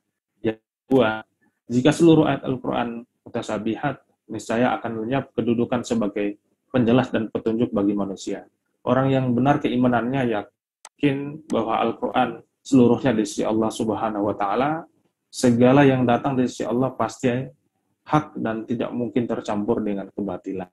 Yang ketiga, dengan adanya ayat-ayat yang muhkamat ini dan ayat-ayat mutasabihat dalam Al-Quran, tentunya menjadi umat Islam terus termotivasi untuk menggali berbagai kandungan, yaitu bersedia membaca Al-Quran dengan khusyuk sambil merenung dan berpikir, sehingga mereka akan terhindar dari taklid. Selain itu, dengan dikelompoknya ayat-ayat Al-Quran ke dalam kategori muhkamat dan mutasabihat ini, manusia dapat belajar bagaimana Allah telah menjadikan Al-Quran sedemikian rupa untuk dipelajari dan dijadikan sebagai pedoman hidup. Lanjut, Pak. Kemudian hikmah ayat-ayat muhkamat. Yang pertama adalah menjadikan rahmat bagi manusia. Dengan adanya ayat-ayat muhkam yang sudah jelas artinya, maksudnya sangat berarti besar bagi mereka, khususnya yang berkemampuan bahasa Arabnya lemah. Kedua, memudahkan manusia mengetahui dan menghayati arti dan maksudnya, sehingga umat mudah mengamalkan pelaksanaan ajaran-ajarannya. Yang ketiga, menghilangkan kesulitan dan kebingungan umat dalam mempelajari isi ajarannya, karena lafaz ayat-ayat sudah dapat menjelaskan arti yang dimaksud dengan sendirinya, tidak harus menunggu penafsiran atau penjelasan dari lafaz ayat atau surat yang lain. Kemudian yang berikut adalah hikmah ayat-ayat mutasabihat. Yang pertama adalah memperlihatkan bahwa manusia mempunyai kelemahan. Yang kedua, sebagaimana Allah memberi contoh pada badan untuk beribadah, akal juga untuk meyakini keberadaan ayat-ayat mutasabih, agar seseorang yang berpengetahuan tinggi terhindar menyombongkan keilmuan sehingga ia tunduk kepada naluri kehambaannya. Yang ketiga, melalui pengalaman indrawi yang biasa disaksikan, manusia menerima pemahaman abstrak ilahiyah, sebagaimana diketahui bahwa pemahaman diperoleh manusia tatkala ia diberi gambaran indrawi dahulu. Dalam kasus sifat-sifat Allah, Allah memberikan gambaran fisik agar manusia dapat lebih mengenal sifat-sifatnya. Bersamaan dengan itu Allah menegaskan bahwa dalam hal kepemilikan anggota badan, dirinya tidaklah sama dengan hambanya. Kemudian yang berikut, hikmah-hikmah ayat mutasabihat ini adalah memperlihatkan kemukjizatan Al-Quran, ketinggian mutu sastra dan belahannya, agar manusia menyadari sepenuhnya bahwa kitab itu bukanlah buatan manusia biasa, melainkan wahyu ciptaan Allah Subhanahu wa Ta'ala. Yang berikutnya adalah mendorong kegiatan mempelajari disiplin ilmu pengetahuan yang bermacam-macam. Sebab orang yang akan mempelajari ayat-ayat mutasabihat dalam Al-Quran harus mempelajari beberapa disiplin ilmu yang lain terkait dengan berbagai isi ajaran Al-Quran yang bermacam-macam. Kesimpulannya bahwa dalam surat Al-Maidah ayat 8 ini, yang pertama adalah ayat ini memerintahkan agar kaum muslimin taat dan patuh kepadanya, kemudian kepada Rasulnya, kepada orang-orang yang memegang kekuasaan di antara mereka agar tercipta kemaslahatan umum. Yang kedua, surat Al-Maidah ayat 8 ini termasuk surat Madaniyah, meskipun diturunkan di Mekkah. Tafsiran surat Madaniyah ayat 8 agar memerintahkan agar umat Islam berlaku adil, tidak hanya kepada sesama umat Islam, tapi juga kepada siapa saja yang walaupun kepada orang yang kita tidak sukai. Dari pengertian di atas dapat disimpulkan bahwa muhkam dalam ayat-ayat yang maknanya sudah jelas, tidak samar lagi. Adapun mutasabihat adalah ayat-ayat yang maknanya belum jelas sehingga memerlukan pentakwilan untuk mengetahui maksudnya. Al-Quran berfungsi sebagai bayan atau penjelas, dan hudan sebagai petunjuk, di mana di dalamnya muat ayat yang tersurat maupun atau muhkam. Selain itu, Al-Quran juga berfungsi sebagai mukjizat dan kitab sastra terbesar sepanjang sejarah manusia, di mana di dalamnya muat ayat-ayat yang tersirat atau mutasabihat yang tidak akan habis-habisnya untuk dikaji, untuk diteliti. Ayat-ayat muhkamat dan mutasabihat adalah dua hal yang saling melengkapi dalam Al-Quran. Bapak Ibu yang kami hormati, itu tadi uraian tentang surat Al-Maidah, mulai dari kandungan di dalamnya, kemudian sampai pada nuzulnya, kemudian sampai pada kesimpulannya, bahwa saya memahaminya bahwa surat Al-Maidah ini adalah menganjurkan kepada kita semua, apapun profesi kita, apapun amanah yang kita emban saat ini, adalah untuk selalu berlaku adil, gitu ya. Adil bukan hanya untuk sesama seakidah, misalnya sesama muslim kita berlaku adil, lantas kemudian pada bidang yang lain misalnya yang tidak seakidah dengan kita, terus kita tidak adil, gitu ya. Maka kata adil di sini adalah berlaku untuk semua, apapun profesinya, apapun agamanya, apapun sukunya. Maka ketika diberi amanah atau pemimpin, maka hendaknya dia berlaku adil, seadil-adilnya. Demikian yang dapat kami sampaikan. Lebih dan kurang saya mohon maaf. Assalamualaikum warahmatullahi wabarakatuh. Kita kembali ke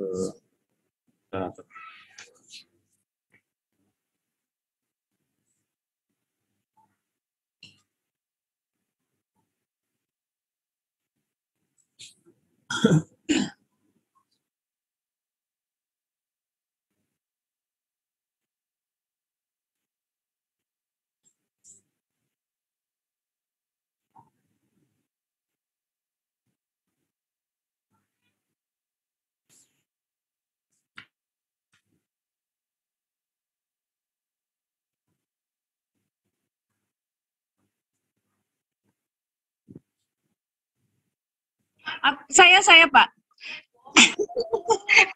Malah saya ya.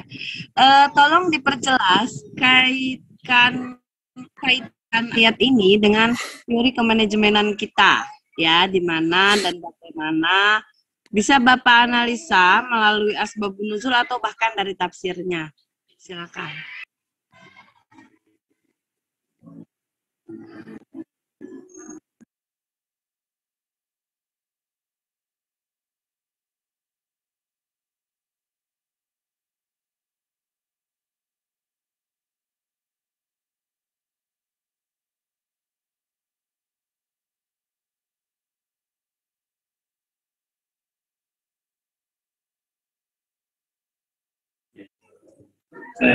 Coba saya Pak Hanafi sedikit.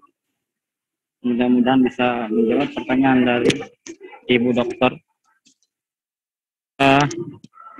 terkait kemanajemenan, mungkin dalam konteks sosial, di konteks sekolah maupun madrasah.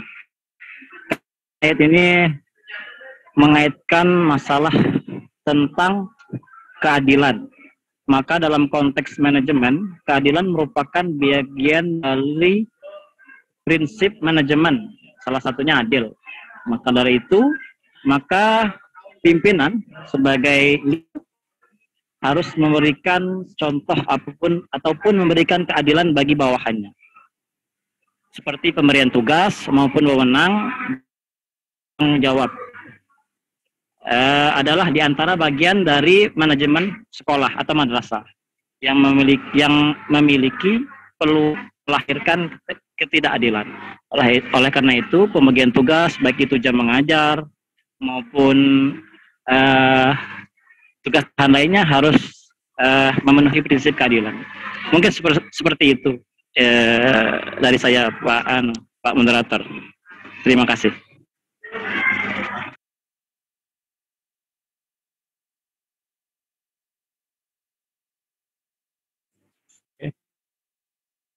Ya, sedikit ya.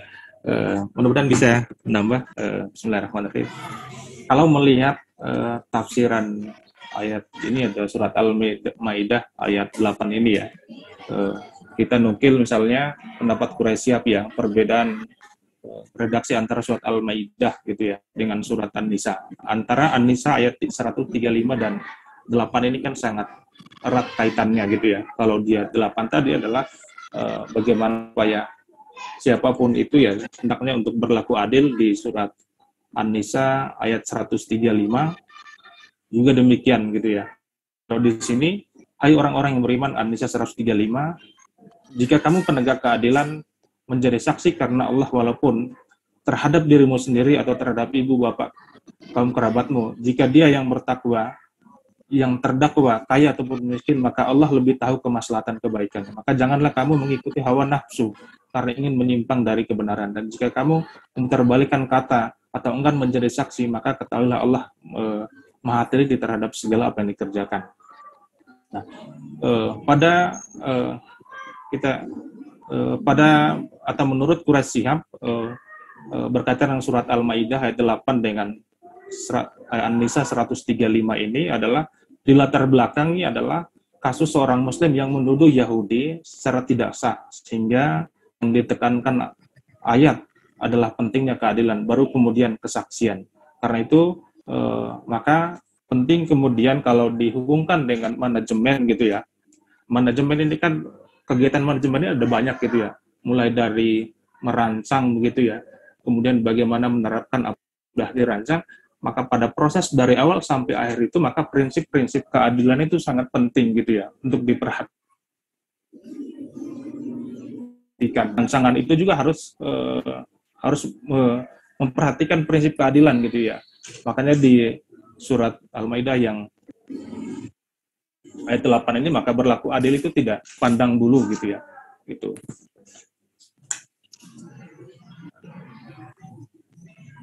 Saja mungkin tambahannya Pak Hanafi, kembalikan.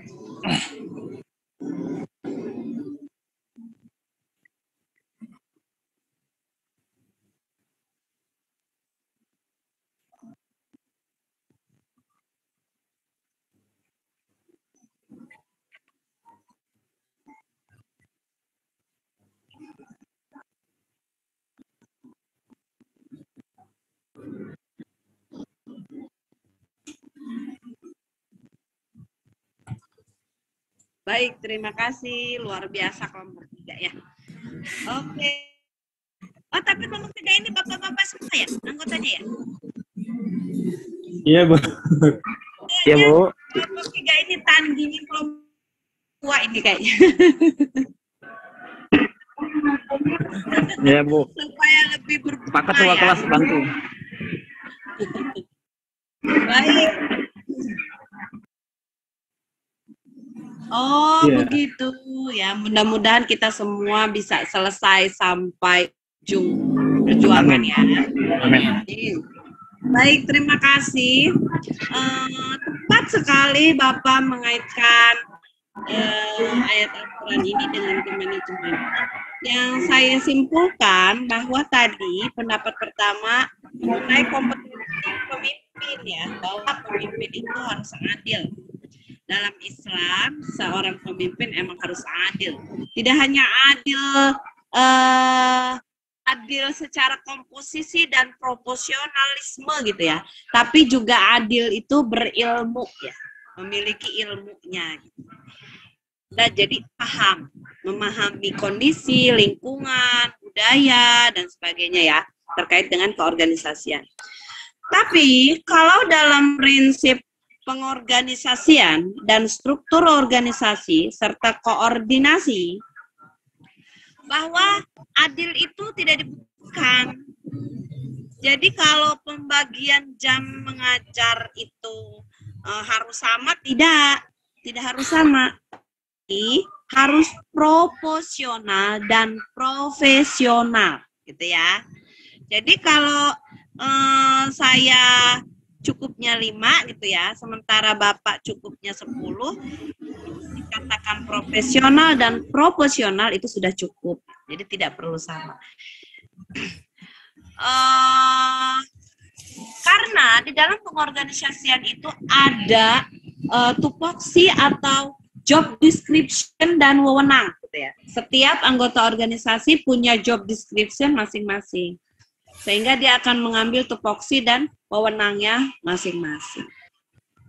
Kalau pembahasan ayat ini tadi di pendapat kedua, Pak siapa ya tadi lupa, Pak Iswanto apa ya?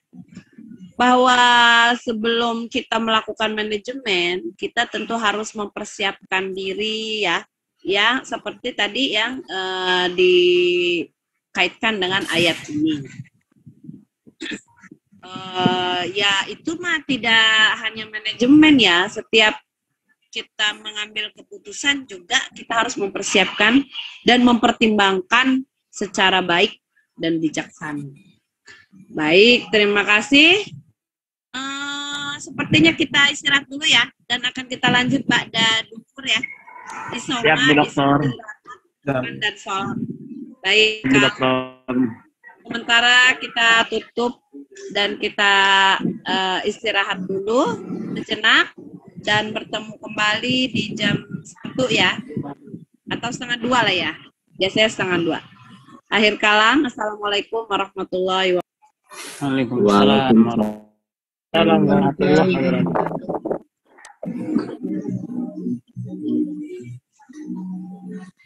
Mau tanya malah